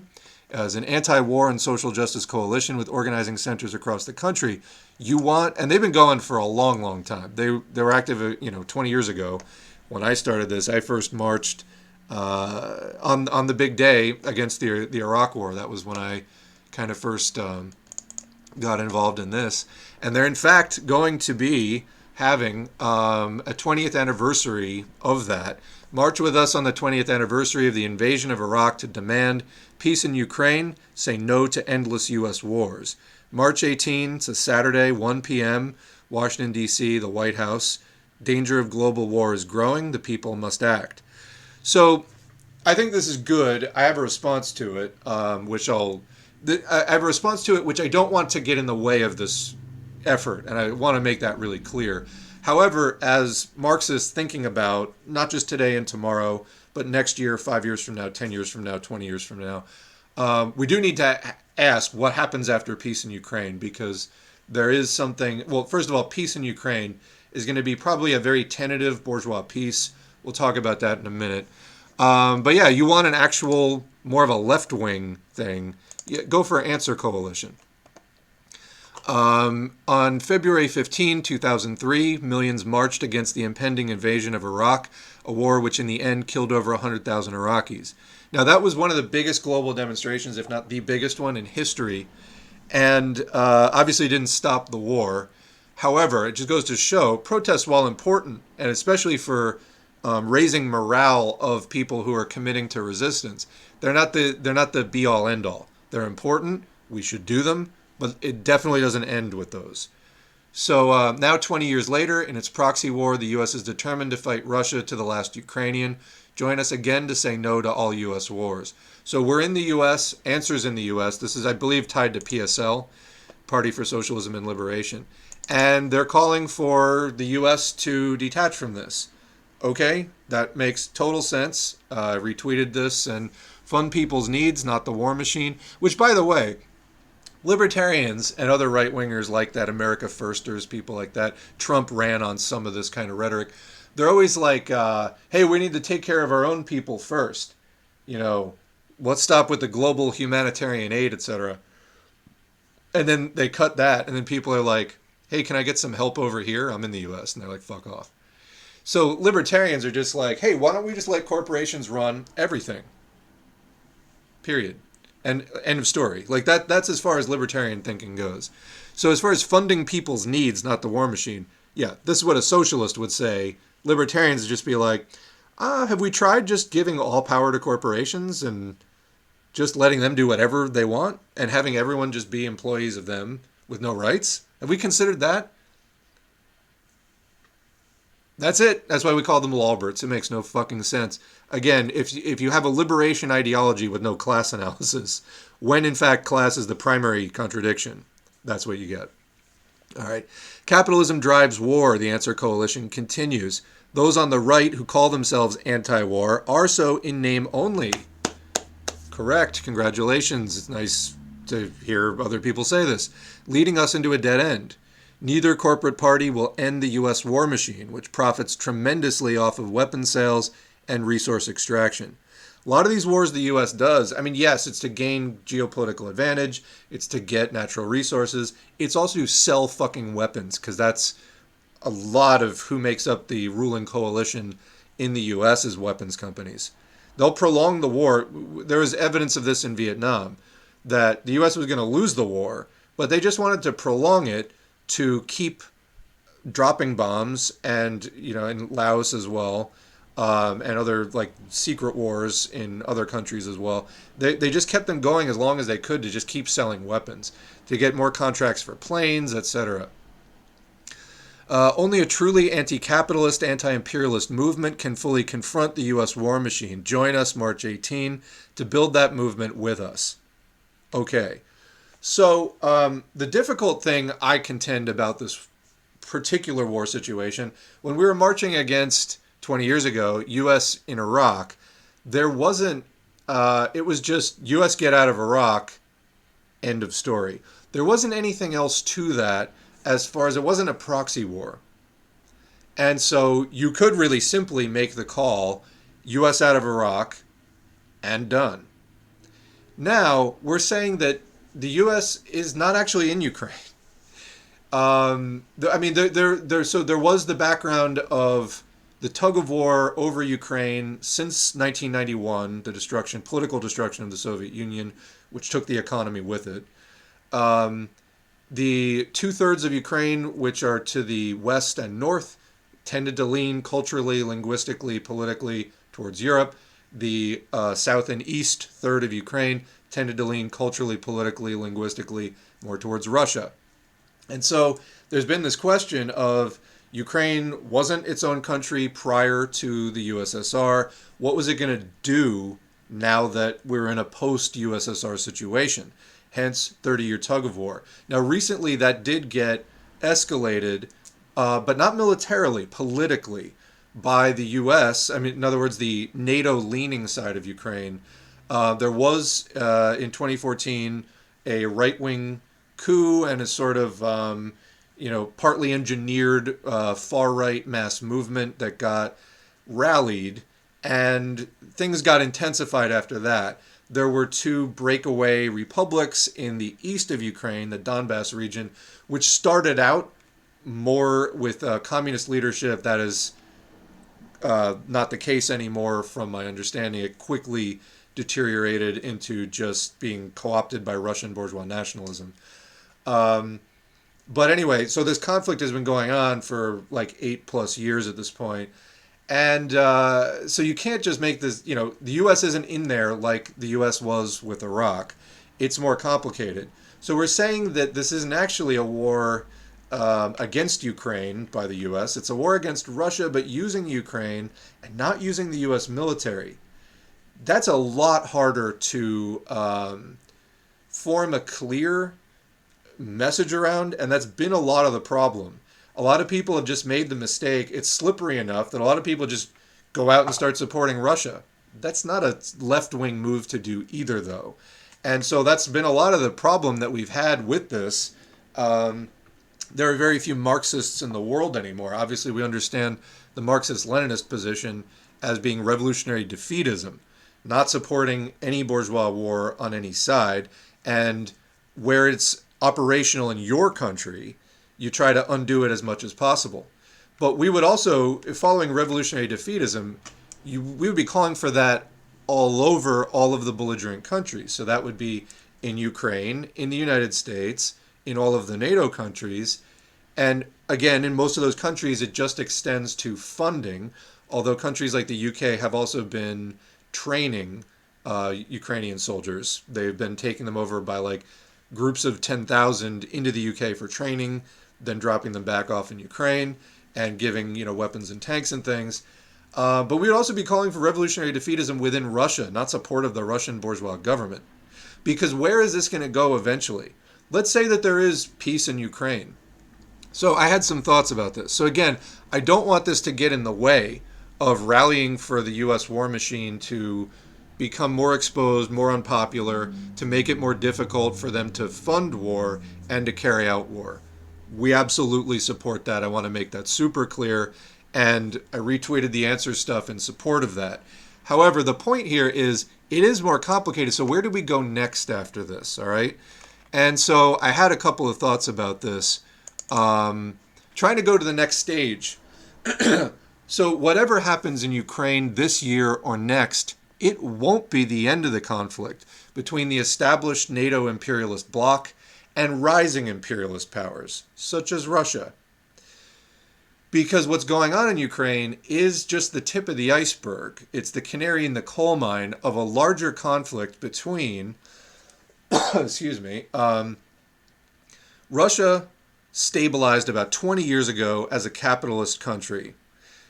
Prior to 30 years ago, it was a socialist, it was the USSR. Russia and other now freestanding countries were part of the USSR. Politically, the USSR was destroyed, and because the economy went through the government, it took the entire economy with it. So for about 10 years, from roughly 1990 to roughly 2000, the USSR was in post-USSR, post-socialist chaos. It was a horrific situation. About 20 years ago, this is when Putin came to power, late, I want to say like 99, 2000, it starts to stabilize. Now we see Russia reestablishing itself through massive oil and gas sales as a pretty big capitalist player that already has an advanced capitalist economy. It meets the criteria of Lenin's definition of imperialism as distinct from, remember, Lenin called imperialism the highest stage of capitalism. It's when capitalism was no longer this ascendant force that was overthrowing feudalism. And it's what we were talking about in the libertarian days, early 19th century, mid 19th century, things like that, when it was the Wild West of capital, lots of little capitalists doing this and that, rising and falling. Capital wasn't hugely consolidated yet. However, by Lenin's time, early 20th century, that was happening. That the petty bourgeoisie was more diminished, and the big capitalists, it was becoming imperialism. They were developing military-industrial complexes. It was starting to get, there was the emergence of finance capital. In other words, where banks and industrial capitalists used to be separate. However, at a certain point, when the banks are lending so much money to the various industries so that they can finance their operations, at some point, these things start effectively merging. So financial capital and industrial capital wind up sort of, again, merging. The lines get blurred into what's known as finance capital. And again, the formation of a military-industrial complex out of all of this merging happening. Capital starts to really consolidate. This was happening 100 years ago. It's not new. So there's other characteristics of it, but Russia, having previously been at a higher stage of development, socialism, yes, they slid into chaos for a while in the 90s, but they restabilized, and they're capitalist, and they're specifically advanced capitalist. In other words, imperialism.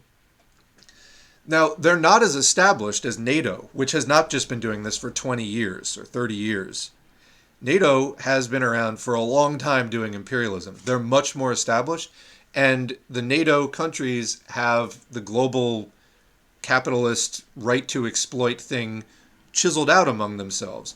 Russia is a relative latecomer to this game, and also to an extent, Chinese capitalism is a latecomer to this game just in the last few decades.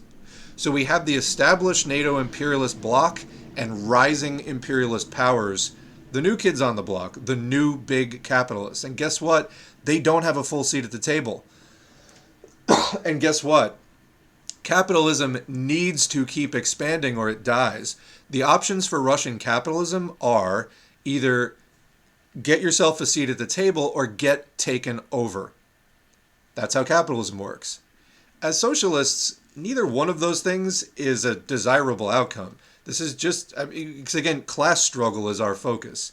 The end of capitalism is our focus.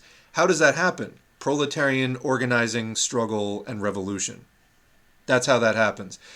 Now, as we're just covering in Arling Aktivista, and talking about primary contradictions, internal contradictions, and external contradictions. External conditions, when it comes to social revolution, external conditions can play a part, but they're not the decisive factor ever. It's always the internal contradiction that is decisive in revolution. There can be external factors that make internal social revolution, more or less difficult, but it's never the decisive factor. Well, a lot of people in the pro-Russia camp are treating, quote, weakening the West, which I still contend this is unlikely to do. But even if it were likely to do that, it still wouldn't make revolution decisively easier to do.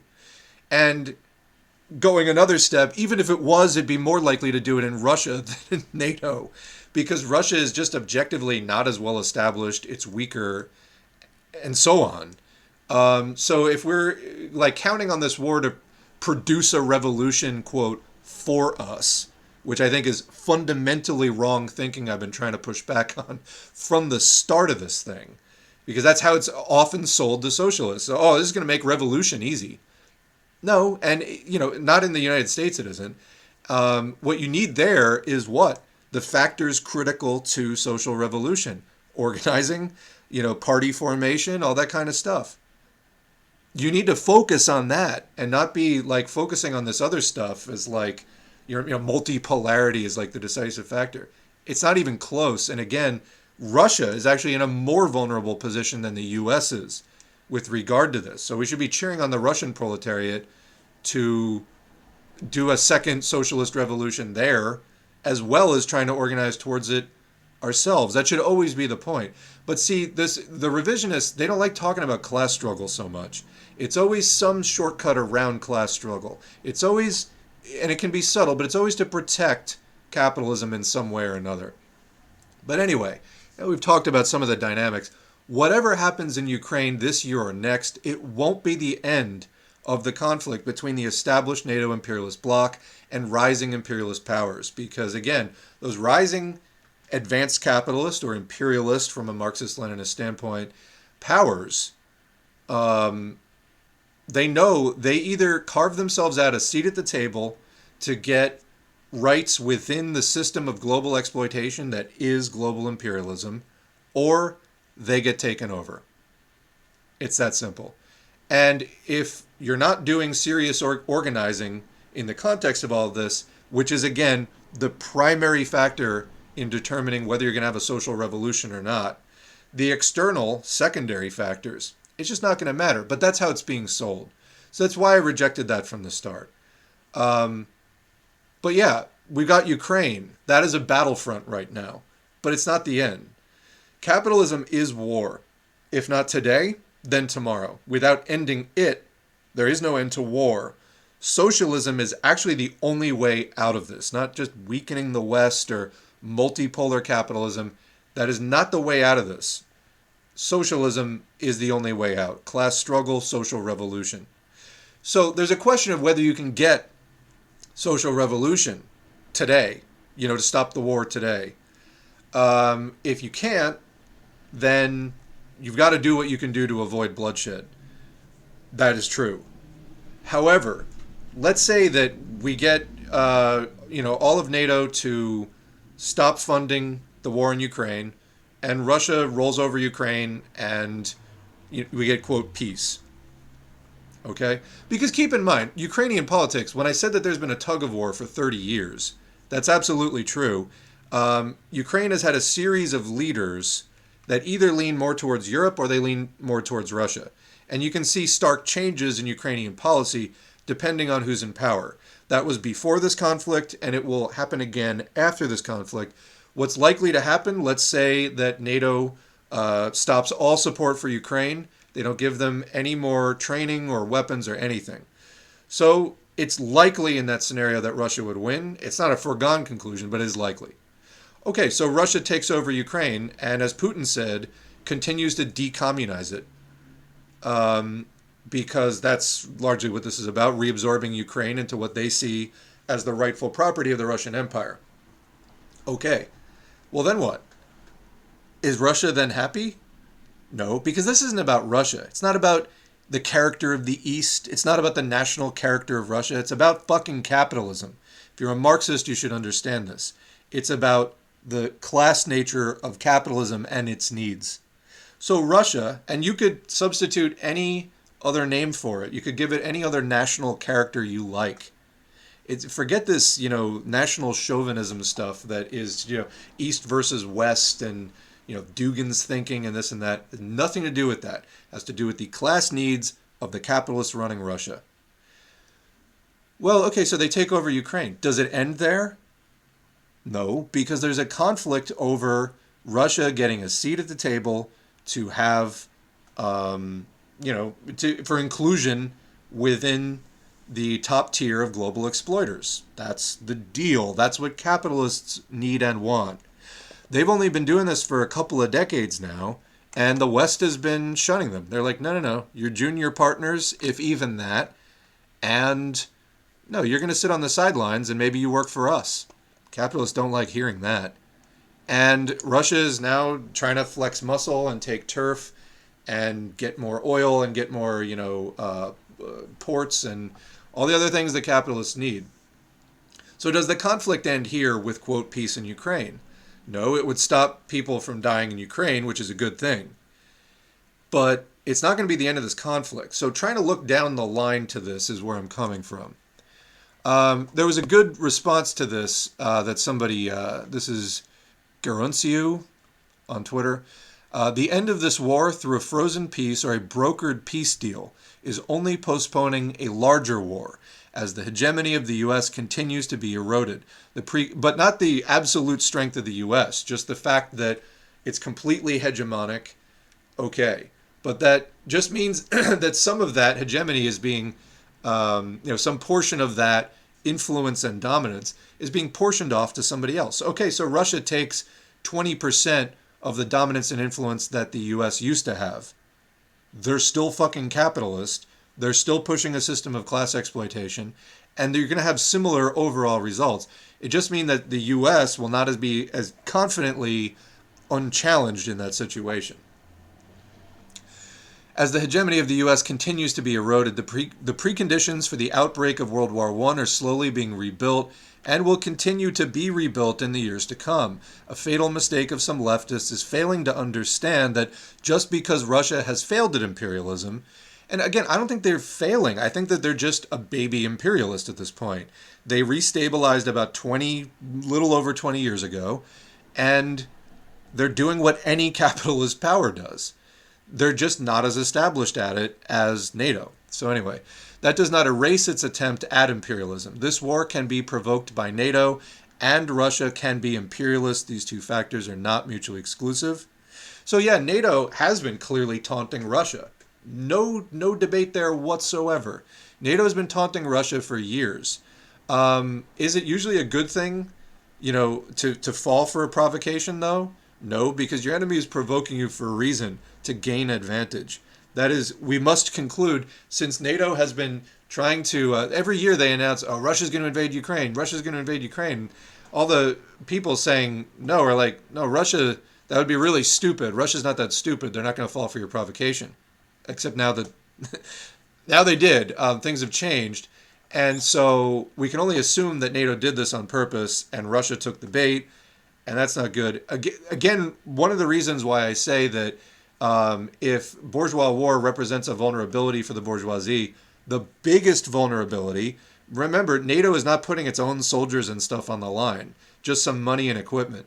Russia is putting its reputation, its soldiers, it's handing its own proletariat weapons and saying, go kill Ukrainians. That's the bigger vulnerability. If you think that revolutionary defeatism is going to happen anywhere, my money would be on Russia for that reason, which is, of course, why they need their revisionist Communist Party, the KPRF, to be on board with all of this and lie to the proletariat about the class significance of the invasion of Ukraine. So anyway, Russian imperialists are tired of being constantly sidelined by the Western, mostly American imperialists. So, of course, we say NATO, but the U.S. is by far the dominant power within that. Discontent is continuously growing in Europe. The imperialists do compete amongst themselves, and the deeper those contradictions become, the contradictions between the interests of the imperialists who are competing among themselves. Like, remember, the imperialists have negotiations, and they draw up between themselves the right to exploit different areas of the world, and they do that through negotiations, but sometimes negotiations break down, and it turns into war instead. For a long time, those negotiations have been peaceable. The longer that this gets drawn out, the more they run the risk of becoming not peaceable. The imperialists do compete among themselves, and the deeper those inter-imperialist contradictions become, the closer we get to World War. We can't forget the expression that Lenin borrows in his thoughts on World War I. War is a continuation of policy by other means. Competition at the highest stage of capitalism is competition within imperialism for the division of the world and its resources. Very good series of tweets. So I actually responded to this person, and they continued to make good points. And I said, yeah, I mean, I agree with the answer rally. Here it is. Whoops, wrong one. Where were we? Here we go. I said, yes, exactly. I feel that the OP sums up my thoughts on all this concisely, and what you've added is a great elaboration on it. This started by reading some posts from Answer about pulling NATO weapons from Ukraine for peace, which of course won't be long-term at all. And then was my main question. Like, yes, stopping the fighting is key, but that's not going to stop this basic conflict. So How do we mobilize for that? And how do we start laying the groundwork for that now? That, to me, is the question. So they reemphasize peace right now is extremely important, even if it's just an intermediary step. The slaughter must end. It should have ended yesterday. Thousands upon thousands of Ukrainians and Russians are both dead. It needs to end. If a civil war through revolutionary defeatism, turning the weapons against the bourgeoisie, is impossible, then a bourgeois peace will do. The slaughter needs to end. It must end. I feel like this is a good point to emphasize in the context of, do we hold anti-war rallies? Yes, we do. However, my main question was trying to think beyond that to 6 months from now, next year, etc. That was really where this was coming from. So I replied, right, but then the question stands, and then what? The bourgeois peace will be flimsy. So let's say, we mobilize the anti-war movement in a way that actually gets results. NATO pulls weapons and support from Ukraine. Russia rolls over Ukraine. Russia reincorporates Ukraine into the Russian Empire. Okay, but that is going to be temporary. A lot of people are not going to be happy with it. And then what? What do we do then? Because the anti-war movement is not going to stop there. We have to keep strategizing. The bourgeois peace will be flimsy, and it won't last in today's environment. Few people are willing to think ahead to this right now, but I also want to look at what may be coming, which could make all of this, the current annexation of Crimea and the military action in Ukraine, could make all of this look like child's play. So, again, when we're talking about proxy wars, this makes this, again, Iraq, not a proxy war. Afghanistan, not a proxy war. You can just say, U.S. get out. That's kind of the end of the story. Now, when we're talking about inter-imperialist conflict, things get more complicated. So just to bring it back around again, because I feel like the agreement slipped a little bit there, to reemphasize my original point, which I still think sums it up well. Whatever happens in Ukraine this year or next, and yes, I hope people stop dying, for sure, it won't be the end of the conflict. So this could happen in a few ways. Either Ukraine repels Russia and Russia gives up. Then people stop dying and apartment buildings stop getting flattened, etc. Or Russia achieves all of its objectives and takes over Ukraine, or at least large parts of Ukraine. That won't be the end of this conflict between the established NATO imperialist bloc, which is basically declared Ukraine as a proxy for, and rising imperialist powers. So 5 years from now, 3 years from now, 5 years from now, we're still going to be dealing with this basic problem. Capitalism is war. If not today, then tomorrow. Without ending it, there is no end to war. Socialism is the only way out. Though, again, I agree.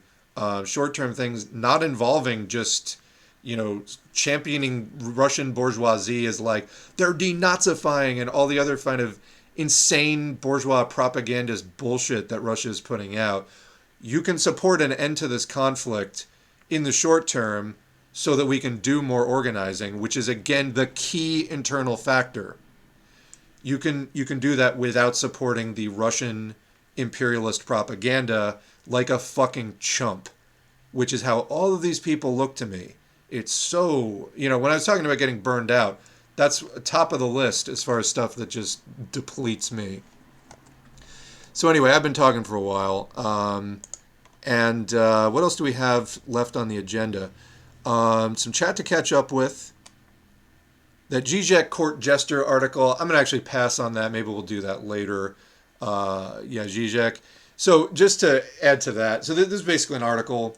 I posted that video of Zizek talking nonsense about Lenin, Stalin, and Mao. Mao was bad because he farted once or something. Obviously, I'm making light, but it was like really, really, really bad commentary. Zizek, my understanding is he went up in the early 70s for like a professor position. He wanted to be a professor of philosophy. His doctoral thesis was rejected as counter-revolutionary. And this was, within, Titoist revisionism as the backdrop. So, his thesis was rejected as too critical of Marx, basically counter-revolutionary. He was deemed unfit to teach philosophy. Why we're looking to this guy as, why anyone is looking to this guy as like a major proponent of communism is kind of absurd. So we'll come back to the Gabriel Rockhill article when we have more time for it. It's also a very long article. We will do the real quick COVID update, SNAP and the bird flu to close. But first, some chat. So let's get the main screen back up. Come on. That always throws me. I already have the file select open. All right, I'm clicking it. Like, where is it? All right. I'm sure there is plenty to discuss here.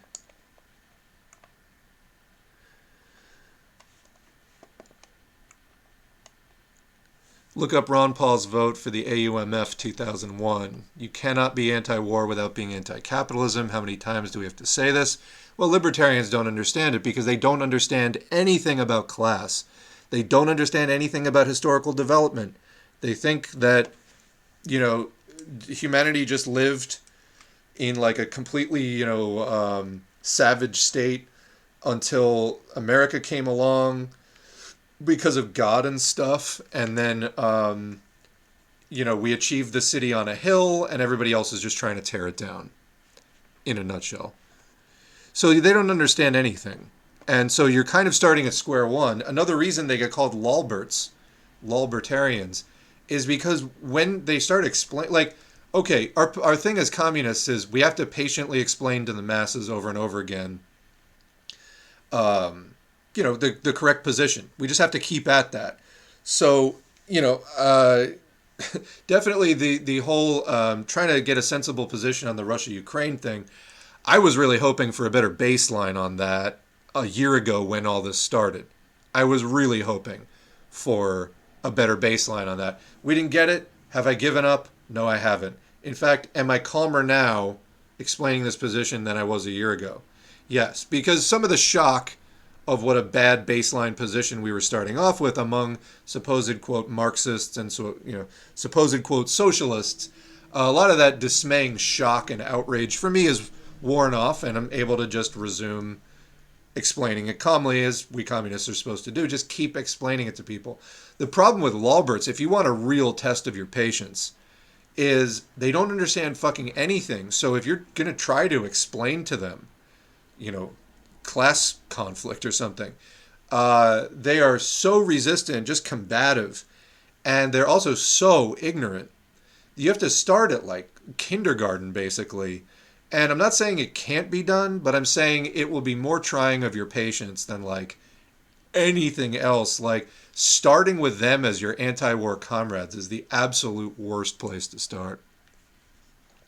I can't believe there are still people on the Ron Paul train. Well, a lot of us, you know, saw through it in some amount of time and moved on.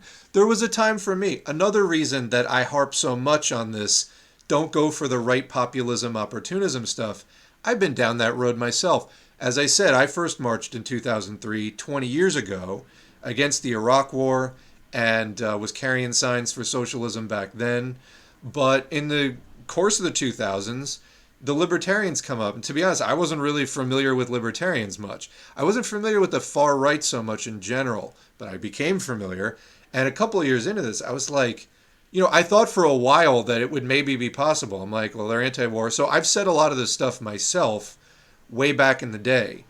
I gave up on that over 15 years ago, though. Like, people have to learn these lessons and move on. That you just can't work with the far right. They don't mean what they say. You know, a lot of them would be like, oh, the left isn't even anti-war. Yes, it is. The left is the only thing that's ever been anti-war. You're talking about liberals who aren't the left. And it's the same during the Vietnam War. The left was the start of the anti-war movement. It was very small. At some point, largely because of the draft and airing on TV of, you know, bodies coming home in boxes and things, there started being mainstream, more, you know, left liberal anti-war sentiment. But it always started with the left. And, you know, oh, well, you know, if it takes libertarians to hold an anti-war rally, except they're not. They're fucking lying. They're lying to you because they're trying to hollow out what it means to be anti-war. They're trying to hollow out the word communism at this point. They're trying to hollow out everything that is left, empty it of its class content, and use it as another tool of capitalism. That's what they're trying to do. Capitalism is in its final form. turns into empire, which needs a military-industrial complex. Yeah, the capital consolidates to the point where everybody's on the board of every other board. It's all one big interest in the end. Trying to disentangle the state from the market also is pure delusion. Yes, the state exists merely to enforce the market and to regulate it. I mean, to regulate it in the sense of keep it breathing. You know, the same way your brainstem regulates your heartbeat. Trying to separate these two, you know, in your breathing, it's not going to work it's not going to result in a functional organism. Same thing with capitalism. The state is needed to protect private property because that's in their collective interests. It's such a retrograde step for libertarians to suggest, for example, we're anti-cop, but then when you want to break it, like when you break down what they want to do instead of having police, they want private security. Guess what? Privatizing these functions does not make it like not the state anymore. You're just privatizing the services. It still serves the exact same function, protecting capital. The reason, as we were discussing the Lafargue thing before about socialism and nationalization, if you haven't listened to the audiobook, it's short, listen to it. Capitalists will nationalize things that are in their class interest, as is the right of the ruling class to do. They're like, what's in our collective class interest? Well, we all have private property and we all need it protected. Well, let's just make a collective police service to protect private property. Libertarians are like, why don't we privatize it? And they're like, that would be more expensive and less efficient. Why would we do that? And then they're like, look, we're against the system. No, you're just proposing like crazy stuff. You're not against the system. You're a lawbird. You don't understand anything. The capitalists know it. And most of the proletarians know it. The only capitalists who support libertarians are just using them as tools to gain more mass support for neoliberalism and deregulation and privatization. Like they don't like take libertarians seriously. They're fucking clowns. U.S. died in the 70s with the abolition of the gold standard Lamau. I love libertarians. Oh boy, the tangled web of libertarian beliefs. How many times do we have to teach you this lesson, old man? I can easily believe leftists would fall for Ron Paul. Well, again, that's why we're trying to do actual Marxist education. Because, yeah, leftists, you can see, like, Jimmy Dore is always pushing, like, there's overlap between leftists and Ron Paul. And you know what? For a minute, before I really studied Marxism or thought about it more deeply, I was like, maybe. And then you think about it and you're like, wait, they want a world based on private property and run on contracts. That would be fucking hell. That'd be like literally worse than what we have now. But people like Jimmy Dore keep pushing that. Absolutely. It's like when he had that Boogaloo guy on and he had like a pride flag in the background, like along with libertarian shit. You're literally talking about just rainbow imperialism. It's exactly what you criticize the Democratic Party for doing. Except, like, it's somehow more, you add in more rugged individualism, not like, quote, like latte drinking or whatever. And then these, conservatives just eat it up. It's so bad because they don't understand, let's say it again, together the whole class, they don't understand class struggle. They don't understand class dynamic. You can say a lot of things there. No one knew what I was going to say. They don't understand class dynamics. They don't understand historical development. They like the idea of rugged individualism. They like the idea of working for a living.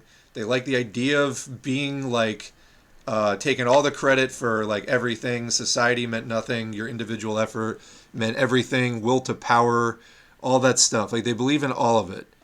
And they're just fairy tales. This is the right wing in a nutshell. They also hate monopoly capitalism, but don't really know enough to know that the baby is 45 years old and there's no room for any bathwater anymore. Hello from Ukraine. Okay. We have no practical example of a left in the U.S. Nothing seriously Marxist for sure. I think even most people in DSA would be able to tell you that libertarians are not your friend, though. Green Party, more challenged. Honestly, the Green Party's right wing. Jill fucking Stein, who I think represents the bad wing of the Green Party. Howie Hawkins generally much better. There's more of a socialist branch of the Green Party. There's more of a contrarian, libertarian allied wing of the Green Party. Jill Stein was promoting this the Rage Against the War Machine rally. It's fucking opportunist garbage. Garbage. Anyone in the Green Party should be fighting that. I think in that case, on the libertarian question, DSA is probably superior, would be my guess at the current moment. Hang on, I gotta clear my throat.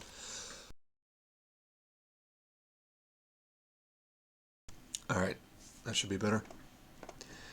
There are plenty of people who will oppose war even from a self-centered position or point of view. U.S. wars are a disaster. Money goes into the military-industrial complex instead of welfare.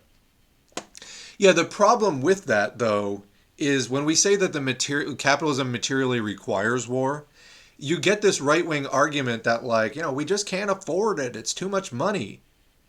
Except what? They're ignoring the nature of capitalism, that it needs to keep expanding and exploiting foreign countries. It needs to keep doing that. You can't, it's pure idealism to say, we're going to do capitalism that's just based on voluntary exchange. That's them drinking their own Kool-Aid. That's them believing their own propaganda at that point, believing their own lies. Because they're always putting the view out that capitalism is just voluntary exchange between employers and employees. It's not slavery. You're not legally required to work for any particular employer. Yeah, but the class nature of capitalism is that all the essentials, shelter, food, clothing, medicine, education, are commodified. Therefore, in order to access needed commodities, you must get money. Where do you get money? You get it from being a wage slave if you don't own capital. So you don't have to sell yourself to any one particular capitalist, although in some areas, there basically is only one or two large employers if you want any decent money at all. They're always pushing this idea that capitalism is actually voluntary, actually. No, actually it isn't. So this idea that, I oppose war, as soon as they find out that you can't actually keep your private property system and oppose war and police, guess which side they end up on? Maybe 1 out of 100 comes over to the left. The other 99% are more interested in their private property. So it's always a mistake to go with the economic argument. You can make it maybe as point number 10. It should never be the leading argument. This is people avoiding the necessary but most important work for social revolution of all the organizing that needs to be done internally, and just trying to somehow make it easier and easier. Oh, if only we had better conditions. How about if only you were actually busting your ass to organize more? How about that? I get it. The American public largely acts like, just little imitations of the Monopoly guy, whatever, Uncle Moneybags or whatever. The American public, is really, really corrupted by bourgeois thinking. Very petty bourgeois in their mentality. But we have to wage a relentless campaign for proletarian ideology to beat it back and point out to people. And it will break through eventually. That this system isn't in their interest. The system that they spend billions of dollars a day to try to convince you of the naturalness and necessity of. They wouldn't be spending those billions of dollars a day on Fox News, on CNN, all the other cable channels, all the other outlets. They wouldn't have to spend that money if they keep up the hypnosis constantly. So we do the opposite. We wage a relentless campaign to promote proletarian ideology instead. There's no real substitute. Can you make conditions somewhat easier? Yes, but even if you had all the external factors lined up, it's still going to be difficult. And this is the basic problem, is, trying to focus on making it easier instead of just accepting it's going to be hard even at the easiest that you can possibly get it. If there are people riding Biden, then there, of course, there's going to be people who are still on the Ron Paul train. Yankee politics is a hellscape. There's some real aberrations and atrocities. The, quote, red-brown alliance they're trying to build will fall apart just like every other time it's been tried. They're just walking into a firing line. Well, what's the real result? They're organizing this rally and every leftist is coming out against it. I believe Code Pink was originally going to be involved. They pulled out. That's my understanding. So the entire roster is right-wingers. There's no, like, the left is not interested in this. Good, good. But we need to get to a point where they don't even try anymore. You know what I mean? They've been trying to take over the anti-war movement. Like I said, for 15, 20 years they've been there. They're like, oh, well, actually, I'm a capitalist and I'm against the war. No, you're not. You're neither a capitalist. You're a worker who doesn't own any capital. You just believe in capitalism. You're petty bourgeois. You're a proletarian in your class standing. You're petty bourgeois in your ideology. You're a confused sucker, is what you are. But yeah, they've been trying to do this for a long time. We'll know that we're winning when they don't even bother trying anymore. So yeah. When you have time, I'd love to hear your thoughts on Assange. Many libertarians have gotten on that train. Assange has released some, like, if you look at the vast majority of stuff that has been involved in the leaks, I mean, it's, useful things to know. But there are definitely people who do, like, Free Assange is kind of a religion, and they have, like, no anti-capitalist positions whatsoever. It's idealism. It's people who don't really want to get into the messy stuff of confronting and challenging and potentially changing their beliefs about capitalism, maybe admit that they were suckered, to make a note for myself, that they were suckered about socialism. People who are willing to admit, oh, hey, I was suckered about socialism, I'm going to become a socialist and put all of that right-wing bullshit behind me. That happens. But a lot of these people are like just real holdouts for it. And I'll tell you, Jimmy Dore is there with open arms for your super chats, your Patreon money, and your ad click revenue. Ron Paul is anti-war on drugs. That's our minds on no theory. You will believe anything and anyone. Yeah, because the lack of theory, you can't see any of the connections between any of it. You can't see the system. You can't see the overall network of interests of capitalism. Yeah, we need a completely different system, not the war on drugs, for sure. Absolutely. I mean, there's already a lot of states that are decriminalizing a lot of stuff. Guess what? The sky has not fallen. Things are better. And that needs to continue for sure. Cannabis at a minimum. I'd say psychedelics as well. When you get into opiates and things, it gets a bit more difficult. I'm not like a policy expert on that. It gets more difficult. There's a lot more risk of harm if you do it wrong. However, there's a way to do it correctly and treat these as medical issues, not criminal issues, and etc.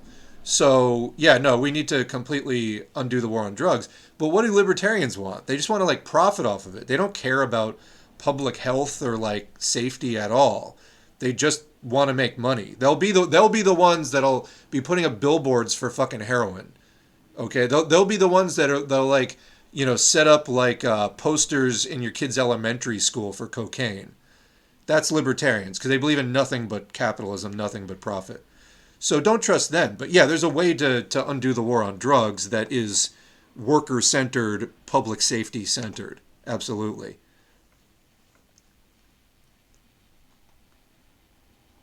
Whoever made the term MAGA communist, that was Infracell. Jackson Hinkle said as much on Jimmy Dore. He was like, oh yeah, that was him. Jimmy Dore's like, oh yeah, I remember him. Good guy, huh? Good guy.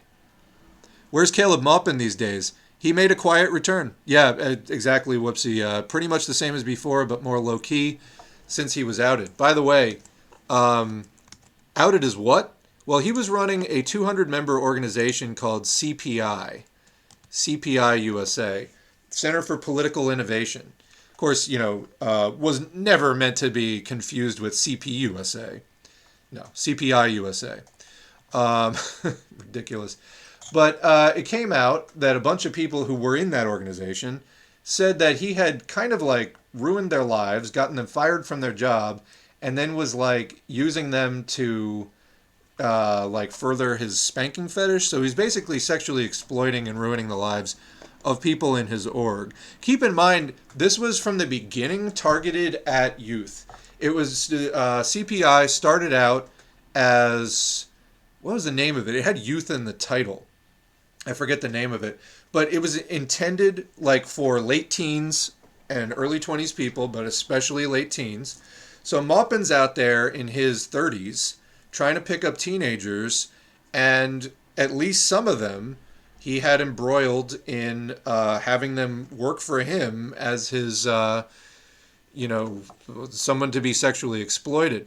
Now, a lot of people focus on the spanking part because it's kind of funny and embarrassing. But the fact is, it's sexual exploitation, whether it took on, this bizarrely somewhat amusing form, if you can even call it that. Here's a clip of him talking about it after the fact. And again, I've stated in a previous thing, the video I did where he was talking about, where did I stick this thing? He was talking about 5 years, folks. It's going to be 5 years. I said in that video, Maupin is clearly oblivious and has like very low self-awareness. I feel like if he was somehow able to harness this cringe consciously, he could be a hilarious individual. But keep in mind, this was like during his comeback, speaking out against his accusers video. He actually said this. I would have preferred to keep this private, but it is now all over the internet. Now, spanking isn't just my deep, dark personal secret. It's America's deep, dark secret. I don't know what to say. So anyway, where were we in the chat? Nothing screams liberty like an institute named after a fascist sympathizer, but that's who these people are. It's liberty for capital. It's liberty when you have no class analysis, meaning liberty for the existing powerful people. Oh, we don't want this government putting regulations. We want to dump whatever chemicals we want. Minimum wage? What? I have to recognize a union? What are you talking about? No, we want liberty, liberty, liberty. Liberty is a fascist buzzword. In this context, when you're, again, divorcing it from class analysis. Yeah, Maupin's trying to latch on a door in the People's Party. I mean, it's all in the same general sphere, yeah. I saw Hinkle on door. So Jackson Hinkle is now the new Ron Placone, basically. He's Jimmy Dore's new sidekick. He's on there all the time. Defending MAGA communism with a straight face. Even Dore laughed in his face. Yep. I mean, that's why I call it a comical meme ideology. So, yeah.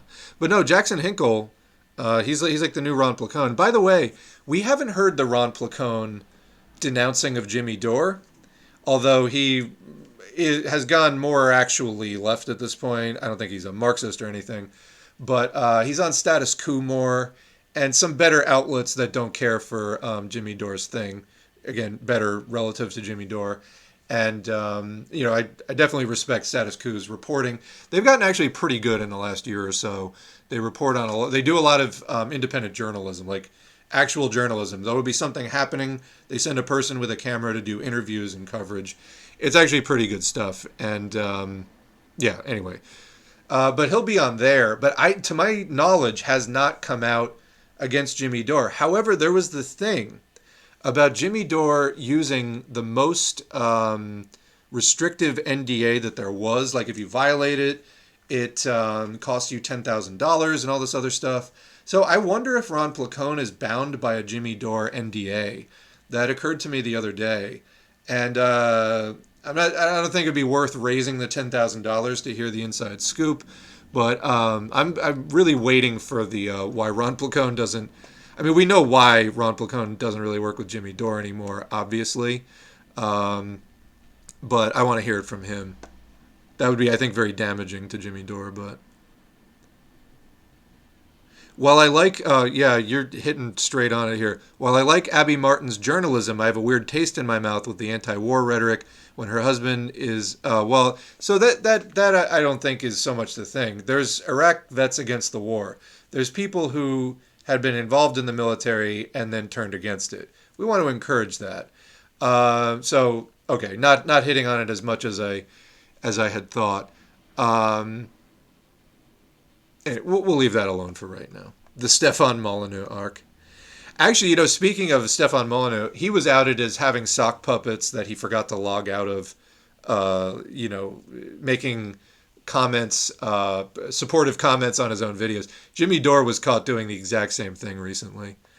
He was posting from his main account. He was either talking in the third person or he forgot to log into his sock account. It's just sad when people do that. Like, you have 1 million followers. That's how insecure you are, deeply insecure. You have to have fucking sock puppet accounts. Like, make fake supportive comments. Sad.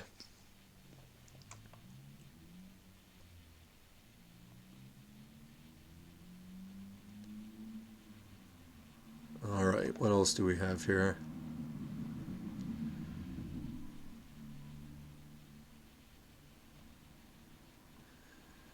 I think we're going to be heading over into the last few articles. I'm just trying to catch up with the chat. I'm sure that there's some stuff I'm not going to get to today, so if you had an important comment that I didn't read, just bring it up in the next stream. But I'm kind of... Ben Empanada recently covered Vosh saying... You know, I got to say, Ben Empanada should move away from the drama shit. I had to completely stop watching that. First of all, after the COVID, that was a horrible take that he should have engaged with better. I did a video about that a few months ago. But just leave the drama shit behind. I mean, he criticizes the sort of human centipede of clout coming off of like Destiny and Vosh. But, okay, I mean, you know, I guess we get it at a certain point. There's a guy who's going to end up drowning in the drama if he hasn't already. You know, it's a good way to lose your mind. U.S. is a way more stabilizing as a global force than China, as if leftism is about stability, like stability as a value above all other values.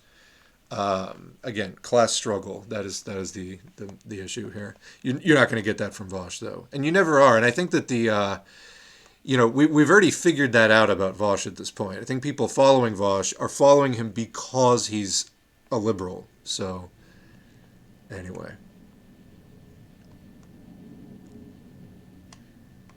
Yep, for them, all stability means is U.S. is stable as the one and only hegemon.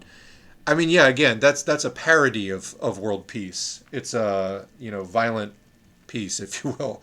It's just, that's like somebody, stepping on your neck with a boot and keeping you pinned to the ground and being like, look, everything is stable.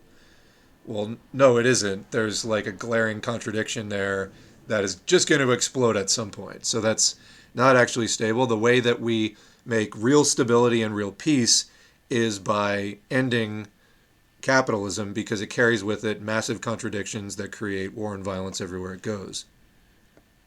And I mean, just day-to-day exploitation. Market socialists are always heavy on the markets, light on the socialism, in my experience. I think that would be... Well, it's similar to when people say the incorrect thing of like, oh, I support like a... what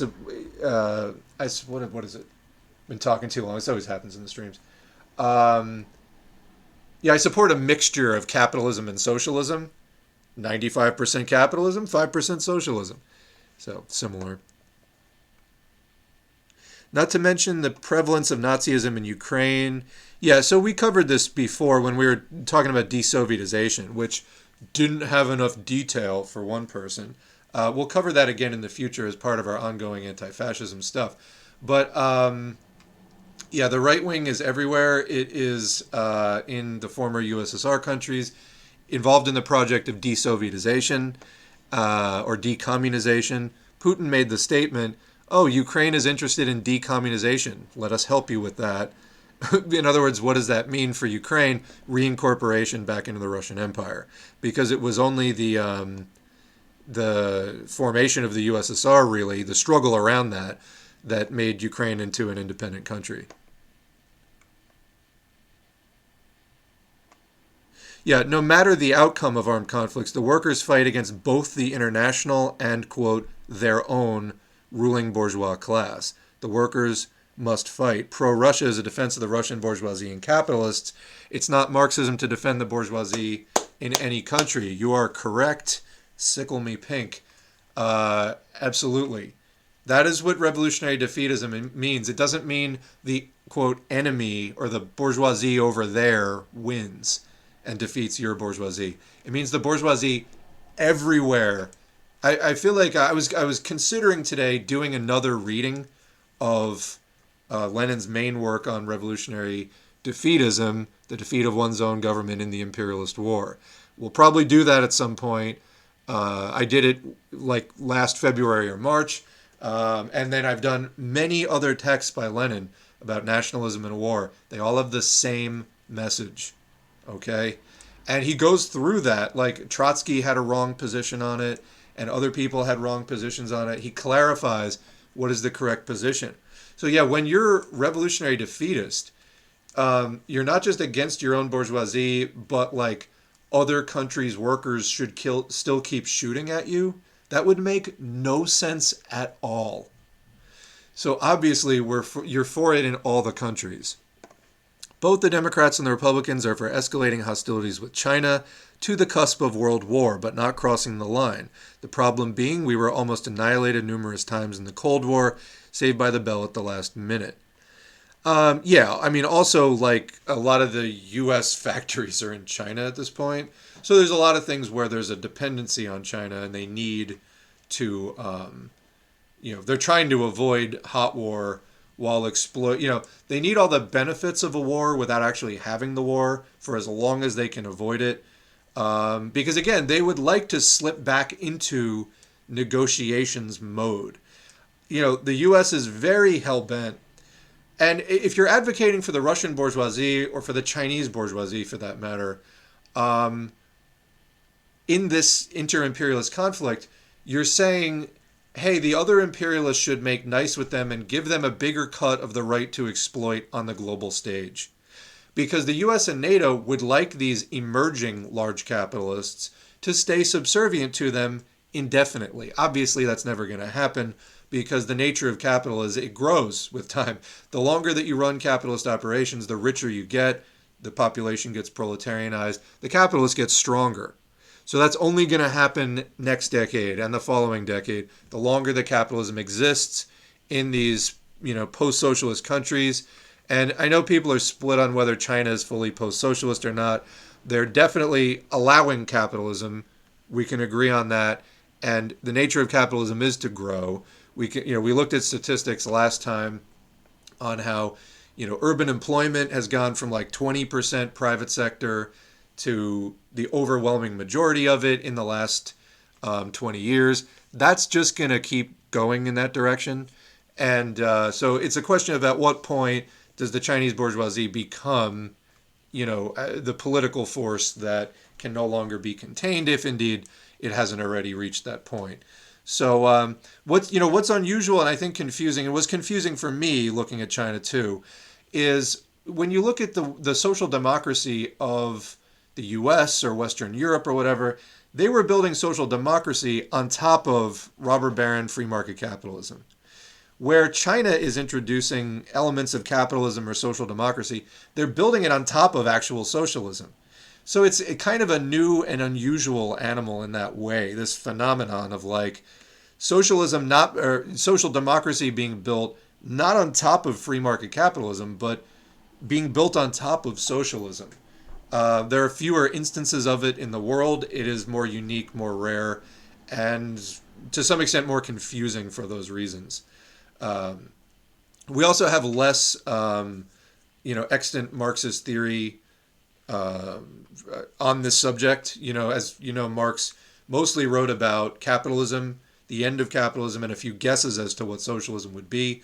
Lenin wrote more. Obviously, the experience of the USSR and China and other countries gave us more information. But as far as the transformation through counter-revolution back into capitalism, this was something less was written about, and it is confusing. So anyway, I think we're all hoping beyond hope that the Communist Party of China actually has all the capitalists on the leash that they claim to have, and they're just waiting for the right time to rein it all back in and reestablish the communes and whatever else. But so far, it's not looking like that so much, and there would need to be major changes for that to happen. But anyway, the idea is the established imperialists want these emerging imperialists to continue to be subservient, and they're willing to go to the wall on that. So, to the extent that we're looking for a bourgeois peace, which again is going to be flimsy, that's what you're advocating for, and it's just important for people to be aware, that's not socialism. Multipolar capitalism is not socialism. It's just turning what threatens to be a war between capitalists back into negotiations between capitalists. But it's still class exploitation, which is the fundamental thing we're trying to end. So that's all it is. You know, I'm not saying those two things are completely equivalent, but it's not the fundamental thing we're out to end.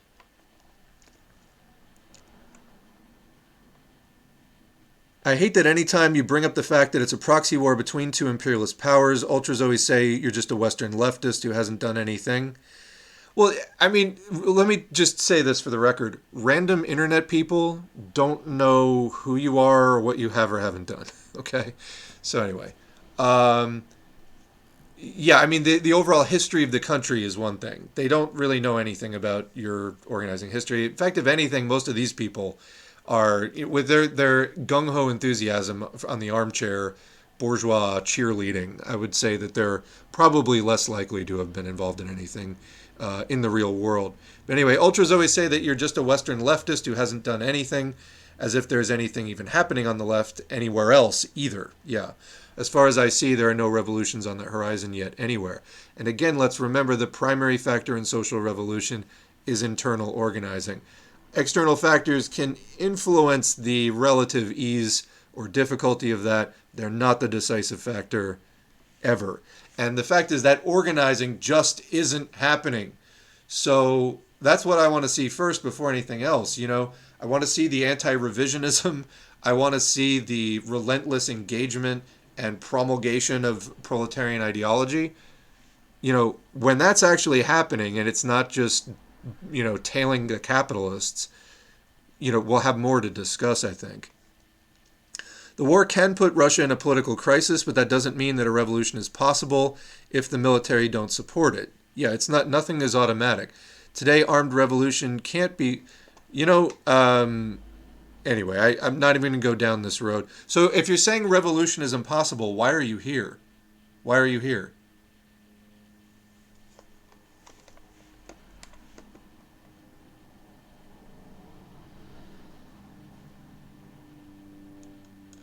Oh, we got an edgelord. I must say, I enjoy kicking people out who deserve it.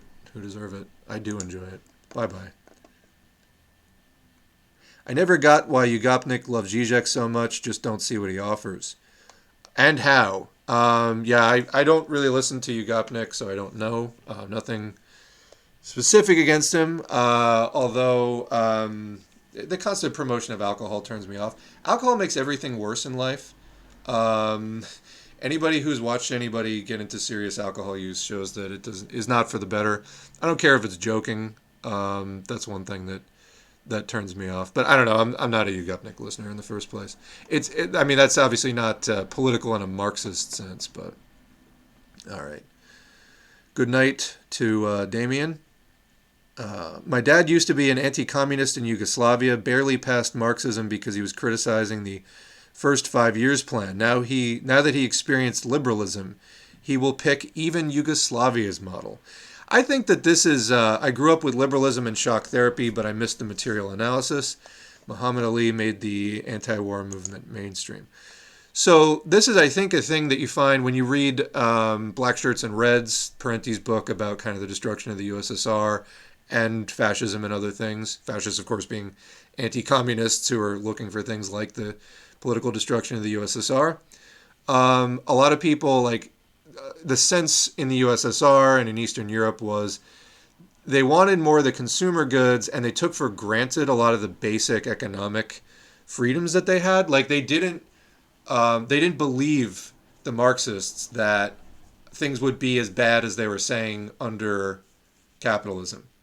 And so they were like, no, we're going to try it. Like, it can't be that bad. And then after the fact, it was like, wow, we didn't realize what we were going to lose.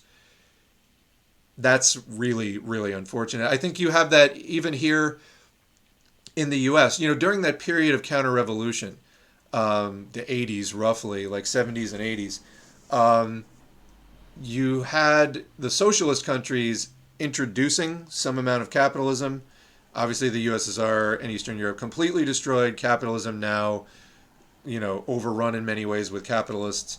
And then in the capitalist countries, it rolled back from social democracy to, robber baronism again. So it was a rightward shift for the entire world. I would say that this is the result of revisionism and a lack of engagement, like a lack of actual proletarian struggle generally. And this is, I think, what led to that, and what we need to get back is that militant struggle that created all of these projects in the first place.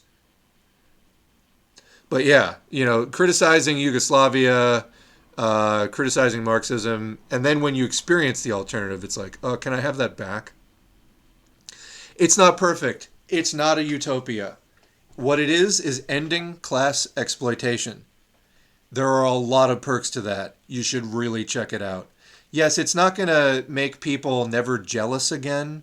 It's not going to make people never lustful again. It's not going to end the 7 deadly sins. People are still going to be, mean advanced primates.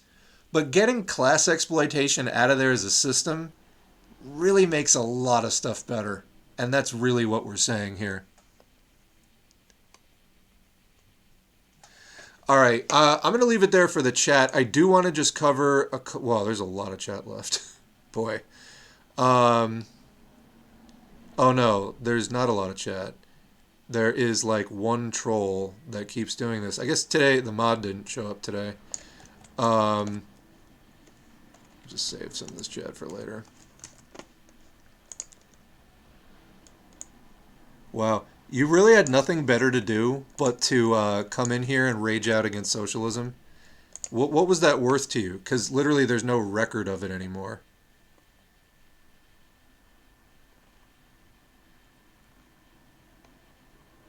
Alright, well, they're gone now. Maybe looking for another mod, because I like our main mod, but they have not been showing up lately.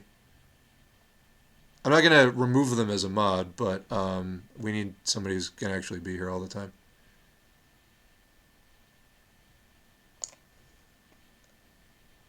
All right, well, yeah, let me make a few notes on that. Yeah, okay, well, we're in agreement. We're in agreement on that.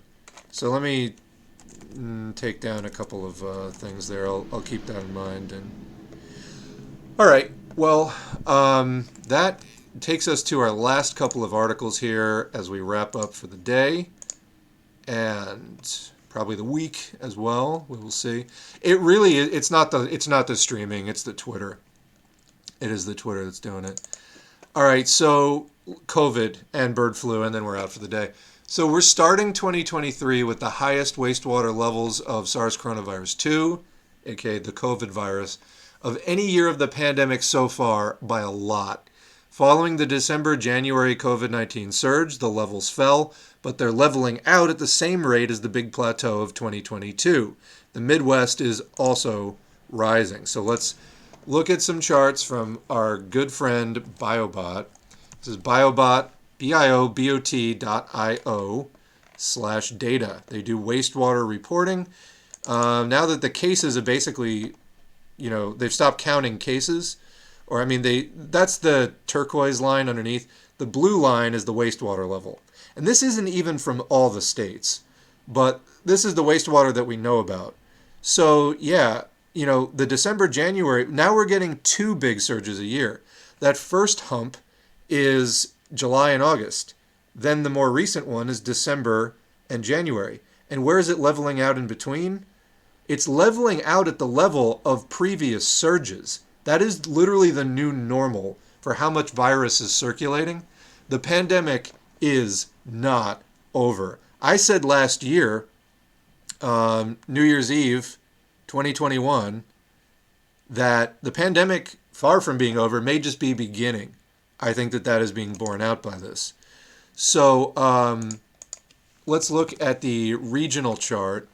This is from February 9. And you can see a lot of the places are relatively flat, slightly declining. That purple line is the Midwest. It is going up. So here's your new normal. is a constant background level of about 800 to 1,000 viral copies per milliliter of sewage. Previously, that would have been known as a surge. Now it is just the plateau that we live in. So, what's the political response to this? Where did I put that? Biden is ending the pandemic. So having an ongoing public health emergency of the coronavirus pandemic was doing a lot of things. Of course, we know at first they did enhanced unemployment benefits and other things. There were other things, though, that you may not be aware of. Congress is discontinuing the extra SNAP benefits. So this is a food program, one of the major assistance programs in the United States.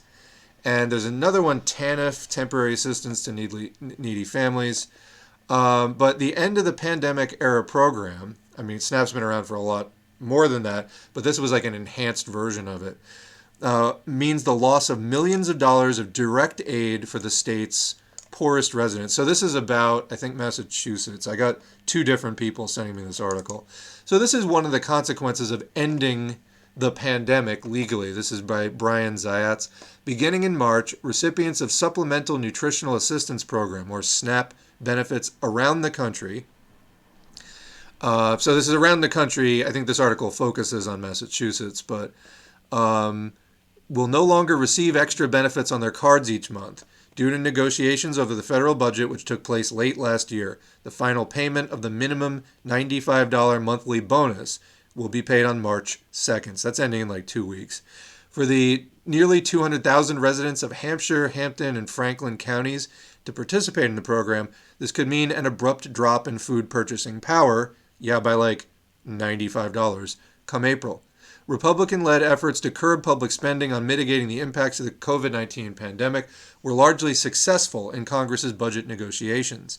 Massachusetts has participated in this program, formerly called emergency allotments, since it was first established in March 2020 by the Families First Coronavirus Relief Act, which was expanded in 2021 by Biden. I will add at the same time that he was saying vax and relax, mask or vax, and thereby completely undermining the effort to curb the spread of the virus, which is the most important thing.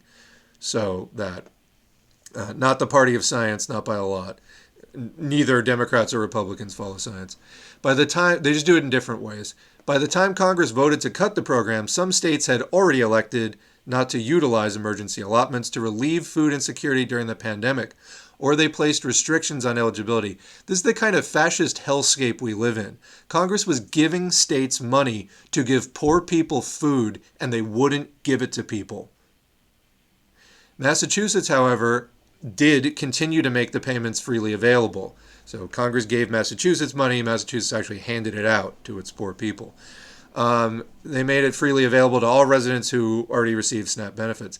In its messaging to SNAP recipients, the State Department of Transitional Assistance, which administers the program, advises program enrollees to ensure that their information is up to date with the department, as changes in income, medical costs, household size, age, or disability status can translate to increases in monthly SNAP payments. So they are at least trying to get people the maximum benefits that they can, but this money is no longer coming from Congress.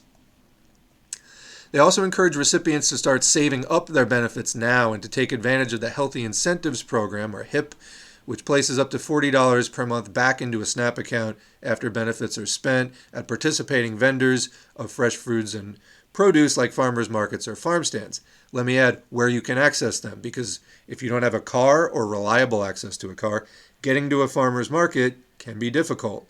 So, it depends on your situation. But no matter how much a SNAP recipient might be able to increase their monthly allotment at this time, there's no way to frame the end of emergency allotments as anything but a significant loss in direct aid to the state's poorest residents. With an average emergency allotment of $151 per household per month, the program's end signifies a loss of almost $95 million per month across the state, and a reduction in the average SNAP household benefits by about 40%. That's catastrophic. SNAP families with children under age 5 will see their average monthly benefit drop by $221. So you're hurting children with this too, Congress is. For a full-time worker making the state minimum wage of $15 an hour and receiving the minimum emergency allotment, the program's elimination represents a roughly 4% pay cut. The loss of these benefits will also not be felt uniformly across the state, based on so a roughly 4% pay cut, but that's if you're full-time. The loss of these benefits will also not be felt uniformly across the state. Based on data available for December 2022, about 35% of Hampden County residents receive SNAP benefits, compared to a state average of 17%. So some counties have more poor people in them, right? Franklin and Berkshire counties both have slightly above average numbers of SNAP recipients, while Hampshire County clocks in at 12%, so actually fewer. It's a wealthier county. All of this comes at a time when food prices have spiked above levels of overall inflation, already the highest it's been in decades, which some experts have alleged is due to corporate greed rather than the widely cited supply chain issues. Together, these developments paint a bleak forecast for Massachusetts families experiencing or on the brink of food insecurity. I always point stuff out like this when trolls come in with the you like socialism? I guess you like famines. Socialism ended famines. Look right now at food insecurity in the United States. Tell me what you see. No, you don't want to do that. Putting food on the table. While Republicans, particularly under the Biden administration, have largely led the charge on rolling back the few remaining social programs from the early pandemic, President Biden recently confirmed rumors of the joint end of the national emergency and public health emergency in May. This is terrible. I was going to do a video about this separately, and I probably still will. We didn't cover it today. I will be covering that. I want to do it in more of an overall COVID update, though. Because there's no evidence that this thing is over. None at all. None at all. In fact, there is a new, the same way that Omicron was a major step up over the previous variants, XBB 1.5 looks like the new Omicron in that sense. XBB 1.5 is now as genetically different from the original SARS coronavirus 2 as SARS coronavirus 2 was different from SARS coronavirus 1. That's how much it's mutated, and it continues. Okay. Where were we? The move has been seen as intended to preempt a Republican-led vote to end the emergencies immediately. That's like somebody is pointing a gun at your head, and so you shoot yourself instead? How does that work? That's not good. You're supposed to fight that, actually. So they're saying, it actually gains people a few months. Again, if Democrats were actually even slightly interested in fighting the right, they would ally with the left. Instead, the entire narrative after Biden was like, we won without the left. We don't need the left. Anyway, this is where we are. They're not an anti-fascist party. Not an anti-fascist party.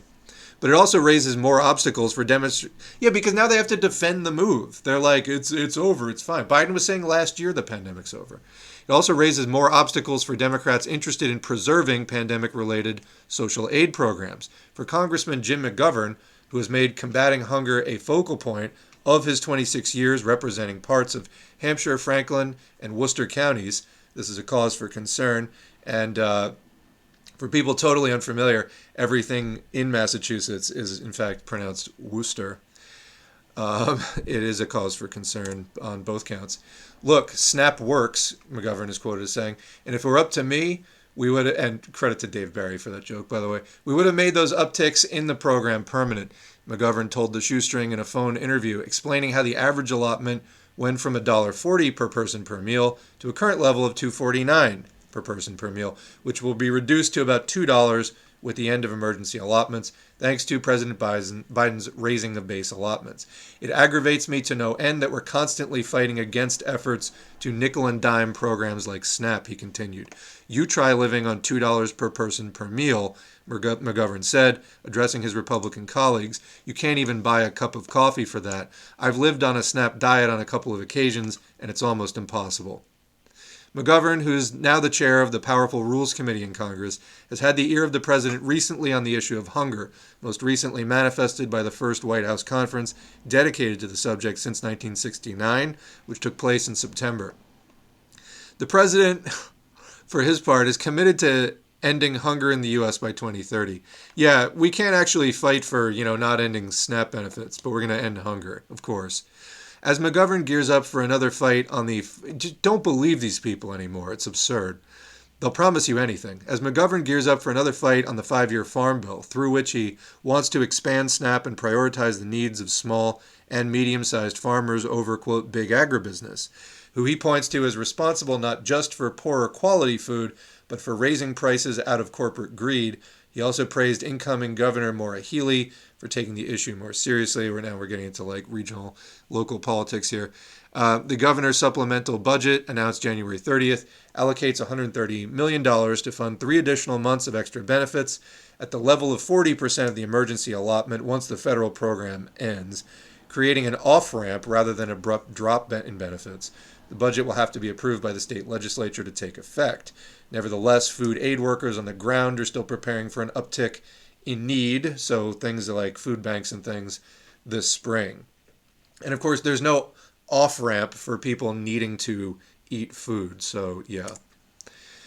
Quote, it's such a large amount of money that the state is in no position to be able to carry that benefit forward indefinitely, said Christina Maxwell, Director of Programs at the Food Bank of Western Massachusetts. In addition to the end of SNAP emergency allotments, the nonprofit is also anticipating the Medicaid redetermination, which will come at the end of the public health emergency. That will end up moving a lot of people off the Medicaid rolls who will then need to pay more for medical expenses and therefore may have less money to pay for food. Maxwell said that at the start of the pandemic, the food bank went from serving about 90,000 people per month to over 103,000. Of all the different government pandemic aid programs, she said that the child tax credit had the most noticeable impact. When that was in place, our service numbers actually went down during the summertime, which is unusual for us. And the minute that credit went away, the numbers started spiking again. You need an actual study on that, but that's an interesting anecdotal observation. According to Maxwell, numbers climbed again in 2022 due to inflation. For those finding themselves in need, she recommended visiting the food bank's website at foodbankwma.org, which has a list of pantries and meal sites searchable by location and day of the week. She stressed that these locations are open to everyone, even active SNAP recipients, and also noted that anyone seeking assistance updating their SNAP determination can call the food bank SNAP hotline at 413-992-6204. And so, yeah, that was published by the Shoestring Independent News there. Thank you for that link, person in the chat who sent that. So that's, again, the fascist hellscape we're living in. Now, one last thing, as I really do have to wrap up. This is on bird flu. A couple of people were asking about this. Is this something to be concerned about?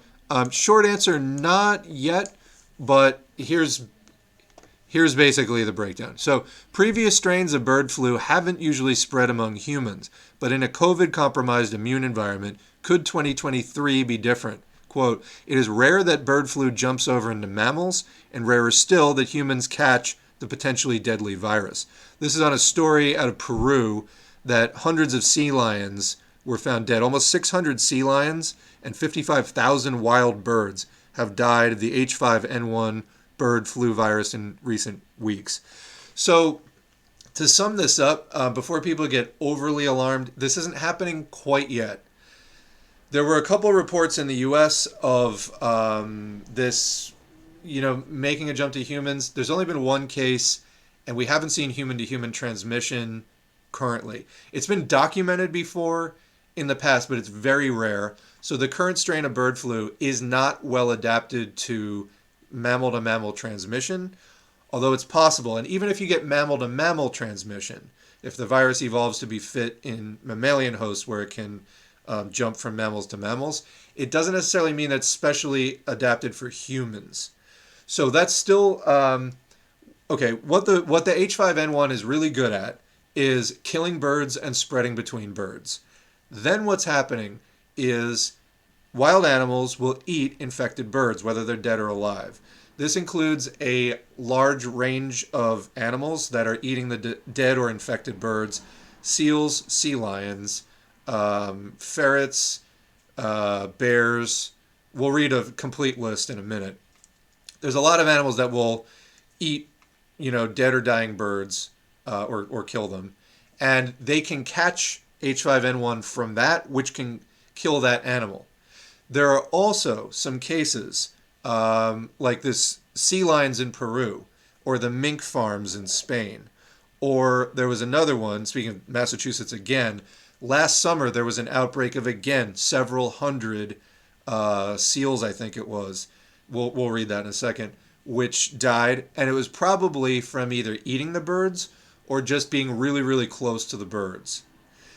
As far as like it spreading from mammal to mammal, it probably spread between some of these sea lions, maybe between some of those seals, and they believe that it was definitely spreading between the minks on the mink farm. But as far as in general out in the wild, it is spreading widely among birds, but not widely among mammals yet. However, the more that mammals get infected from birds, so we're seeing bird to mammal transmission.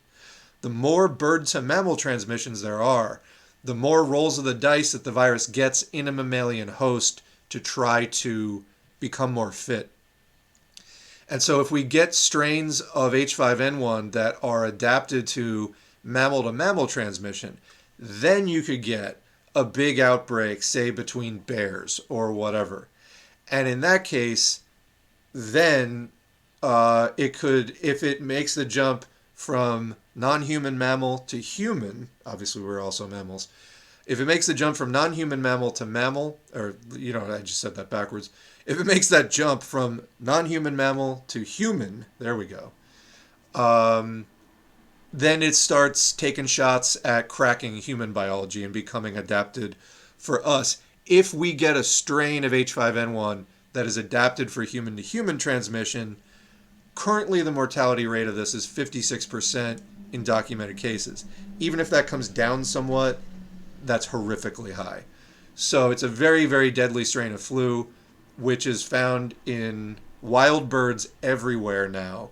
More and more mammals are coming into contact with these birds and getting infected.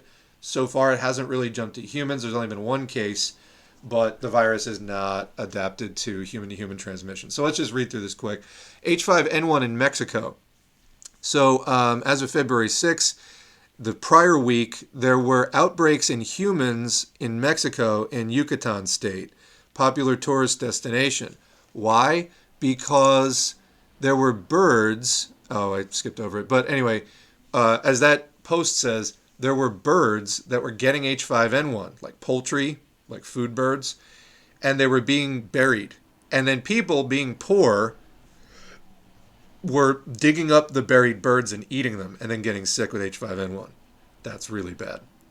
So anyway, there's no confirmed H5N1 bird flu outbreak in the USA yet, just one confirmed case. There are unconfirmed reports of someone being symptomatic, being on a flight into the USA, and that was last week. This may have been a false report. I don't know. The original tweet has since been deleted, and it was never reported. So thank God that's not a thing that you want. Again, though, we've never had a major monkeypox outbreak in the United States. Then we had 30,000 cases. So, anyway, as far as virologists who study this thing, here are some quotes. We could get lucky. We've had bird flu outbreaks before without human spread. A pandemic strain, in other words, a strain of H5N1 that causes a pandemic, could have a much lower fatality rate than the 56% of known human cases so far. But it could still be much more deadly than COVID. So this would be a bad step up. And already you've got people, I don't want to wear a mask, I don't this and that. We're in a worse place now to deal with a pandemic than we were 3 years ago because of all the reactionary thinking. So some other quotes from virologists. I still think that this thing is as unpredictable as it has ever been. Another quote, trying to predict what H5N1 will do in the human population absolutely requires a great deal of scientific humility. Another quote, I will never, ever take H5N1 for granted. In other words, what these scientists are saying, this is a story from Stat News. It's confusing because there's like 3 different articles that all use that same picture. But the virologists, H5N1's been around for like 25 years. And the people who study it, it's just unpredictable. So it's super lethal in humans. But so far it hasn't mutated to be really transmissible human to human. But if it did, it would be crazy. But they also can't tell. So to that point, the next comment, I definitely have no idea what H5N1 is going to do. 20 years from now, we could still be having a similar discussion. Oh, is it ever going to do anything? Or we could also be saying, oh my God, I couldn't imagine it was going to do that horrific thing. That was really horrible. Both of those discussions are plausible. So they're very reluctant to make predictions about is it going to jump to humans. So this other article, this is from JAMA, Journal of the AMA, American Medical Association. Bird flu has begun to spread in mammals. Here's what's important to know. So this is a briefing for medical professionals. Quoting, there's an outbreak in mink farms. These events, the outbreak in mink farms, mark the first large H5N1 outbreaks potentially driven by mammal-to-mammal transmission. So I guess they're saying at this point, it's possible that just birds sort of individually infected all these minks. Probably not, though. The outbreaks have renewed concerns that H5N1, first identified in the mid-1990s, could be poised for spillover into humans. In other words, if it gains the evolutionary foothold of spreading well among mammals, guess who's a mammal? You and I. The ongoing avian influenza outbreak is now the largest on record in Europe and North America, according to the World Health Organization. By December 2021, bird flu had arrived in North America. Within a year, wild bird outbreaks were confirmed in 47 U.S. states. So now all the birds have it, and that's now up to all 50 states for wild birds and 47 states for farm outbreaks. So it is everywhere in the United States now. In addition to minks and seals, the list of mammals with confirmed infections in Europe and the Americas now include badger, here's that list, black bear, bobcat, coyote, dolphin, ferret, fisher cat, fox, leopard, lynx, possum, otter, pig, polecat, porpoise, raccoon dog, that's a new one on me, and skunk. Martin Beard, DVM, said that the mink farm outbreak requires special attention. The likely animal-to-animal spread connected with clinical signs and mortality is significant, since spread between mammals might allow for further adaptation to the mammalian host. Human cases have generally been dead-end infections. In other words, you get it, but you don't spread it. Although there's been some, which is the opposite of COVID, where now if you get COVID, you're likely to spread it to 15 to 20 people. Although there's been some evidence of human-to-human transmission, those cases in the past were extremely rare. Only a handful of human infections have been reported, all among people who had direct contact with infected poultry. A bird flu pandemic would require sustained human-to-human transmission, which has not yet been reported with H5N1. In a recent assessment, the WHO said that the risk of infection remains low for humans, but they cautioned these viruses are constantly evolving. So you don't know where it's going to go. It is always evolving. And the more shots it takes at mammals, the more odds you're going to get of mutations that are conducive to that. So another article, this was a study, outbreak of highly pathogenic avian influenza. Quote, an outbreak of H5N1 in New England seals is the first known population-scale mammalian mortality event associated with the emerging, highly pathogenic avian influenza clade 2.3.4.4b. So there's a lot of attention getting put on the outbreak in Peru right now that wiped out about 585 sea lions. Actually, this happened last summer in New England seals as well, so it's the second event like that at least. Another article, the H5N1 variant of the bird flu is ravaging bird populations across the world. Mammals, including humans, can also catch it. Fewer than 10 human cases have been reported in the last year, since December 21, and human-to-human transmission has not been documented per the CDC. Again, it has been documented in the past, but it has not been documented in this outbreak. All right, so that's from an article, Bird Flu Infects Colorado, Mountain Lion, Black Bear, and Skunk. So it's probably they're coming into contact with infected birds and catching it that way. So in sum, there have been many mammalian cases of H5N1, most but not all involving bird-to-mammal transmission, contact with infected bird, and some human cases, but no current reports of human-to-human spread. However, the right conditions or mutations in the virus could see this. Somebody commented, what am I seeing? But as you say, the more mammals that the virus can reproduce and the chance of suitable mutations increases. I said yes, if the virus becomes more fit for the human host, all hell could break loose. The more inhuman infections there are, the greater the risk of this. This is because mutations in viral or really any other genetic material happens during reproduction. You get errors in transcription and translation, and basically when making more copies of the genetic material, there are mistakes. And things get put in different places and things get shifted and whatever. There's substitutions. There's like all kinds of things. And so the more the virus replicates, sometimes it's going to come out as an exact copy. Sometimes it's going to mutate. And so the more it spreads, the more it mutates. Many of those mutations, just like with SARS coronavirus 2, some of those mutations go nowhere. They're lateral moves. They don't result in greater fitness for survival. Some of them actually decrease fitness. And so that mutation is disadvantageous and doesn't result in increased spread. But then some of them, and you really only need one, some of them represent advantage, greater fitness at the virus doing its thing, infecting and reproducing itself. And so the more times that it infects mammals, the more shots the virus has, basically, at doing that. That brings us to the end of the stream. Thanks to the current patrons. There's a couple people whose names I'm using a slightly outdated screen. My apologies. The fully updated thing will be in the next video or whatever gets uploaded on the channel left. Let's just see what goes on in the chat. Great class today. I felt more accomplished than my master's degree. Yeah. I don't know if 5 or 6 mods is totally necessary. We only usually have maximum 50 people in here. But, yeah, nominate each other, nominate yourselves. I will definitely look through this, and I'll add a few people to the modding. Biobot, friend of the stream. I mean, I have no actual relationship with them, but yeah, we'd be flying blind without that. Let's see. I have to go to sleep now. It's 1:46 a.m. where I am. I am very impressed in your view of Marxism versus the usual Twitch quote Marxists. I'll keep an eye on this channel. Thank you and have a great day or evening. Well, thank you to you, Sickle Me Pink. We try. I'm a learning communist like everybody else, but yeah, we're trying to do the real thing. We're trying to do the real thing. Capitalism is capital murder, truly. Indeed. What do these people think exactly? If you get rid of the existing poor today, there wouldn't be any more poor people. The whole system necessitates the existence of poverty. No, I think that they're trying to get rid of surplus labor.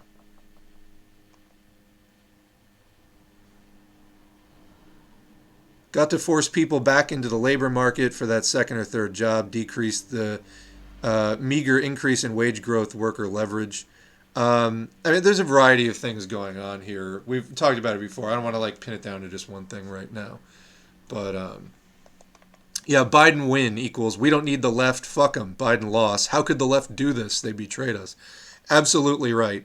They did the latter in 2016. They did the former in 2020. Lather, rinse, repeat. That is the Democratic Party playbook. And again, they're full of shit when they say they're anti-fascist and this and that. They're fascist collaborators. They have been collaborating with the Republicans on every major issue since forever. They first took the presidency in 1828. They're authors of the system as much as anybody else, and they go out of their way to block the left. There was that whole thing recently about voting to condemn the horrors of socialism. 100 Democrats opted out. Many voted in, on condemning socialism. Meanwhile, we got this. Yeah, Worldometer. I haven't really been following them for cases. The problem with the COVID case numbers is the testing isn't happening. You need PCR testing on a weekly basis at schools, colleges, large institutional workplaces, etc. That's the only way you're really going to get accurate results. Now everybody's doing rapid tests and just throwing them in the trash, and they're not that accurate in the first place. So that's the real problem, is no matter who's reporting the cases, the testing isn't happening. Thank you, Union of Planets, for the link. Biden declared the pandemic over, and then I immediately got COVID. I'll check that out. I love S4A's honest anger towards these people. It's crazy how many times I've been fed some polite narratives about these policies, literally downplaying people like me. And I care about suffering. Absolutely. Did we talk about the derailment in Ohio? Yes, at the top of the stream. Between the poison gas, the toxic chemicals and everything, microplastics, and we did a lot of microplastic stories in the early S4A live streams, and declaring COVID over when it's raging. It's so easy to believe the system is quite literally trying to kill us all when it's actually working as designed. They need just enough workers to do what they're doing. Hey, if we lose 20 years of our life expectancy, that's fine for them. They don't have to pay pensions then. I've been thinking about a meme I saw of Marx in a car mirror with the warning on it, objects in the mirror are closer than they appear. I hope love of comradeship is building among revolution. Too much criticism with zero care. It's not a critique, it's a mockery. Yeah, the people... So this kind of takes us full circle to what I was talking about in the beginning. The people getting like tweaked out on problematic news consumption and then just like raging out at everybody else online. It's not the way to do it.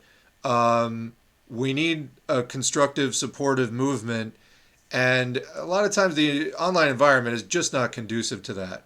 So, doing these streams, I hope it comes across that this is a reasonable consideration of various things. We don't go for the debate bro thing, but we do consider, other points of view there are other points of view because I don't consider them correct. But we do consider things and give our thoughts. I hope it comes across as reasonable and, yes, caring. What really gets me is the opportunists and revisionists oftentimes do not come across as caring. They're trying to ram some compromised bourgeois position down your throat that is really just going to hurt a lot of people. They're incredibly uncivil about it, et cetera, et cetera. I swear to God, if this... Where did we go? I just lost the comment. If this starts spreading around, I guess the H5N1, and people are... the browser window's getting twitchy. Starts spreading around, and people who right now aren't wearing masks around me get sick with it, I'm not going to hold back. I'm going to say, I fucking told you so. I mean, yeah, like, we've been warning about this for a while. Again, we had 30,000 cases of monkeypox. So it's also worth mentioning that the Dems in 1828 were the same people that did Indian removal and the Missouri Compromise, not in 1828, but yeah. I'm ready and willing to hold a sign on a public sidewalk with left agitation. Is that a good idea, or what else is there? Well, find other comrades. Don't do it as a lone individual. There's got to be at least 2 or 3 other people you can do that with. Protect yourself and find a group. And you're going to have better ideas, too, working in a group. So definitely brainstorm with people and stuff like that. So that's what I would recommend. Anyway, thanks again to everybody for dropping in. We did a lot of hours here. We'll be back again with more stuff next week. There will be audiobooks and things in the meantime. Appreciate everybody coming in. These are, like I said, I was happy to find out that it was really more Twitter than the streams. So that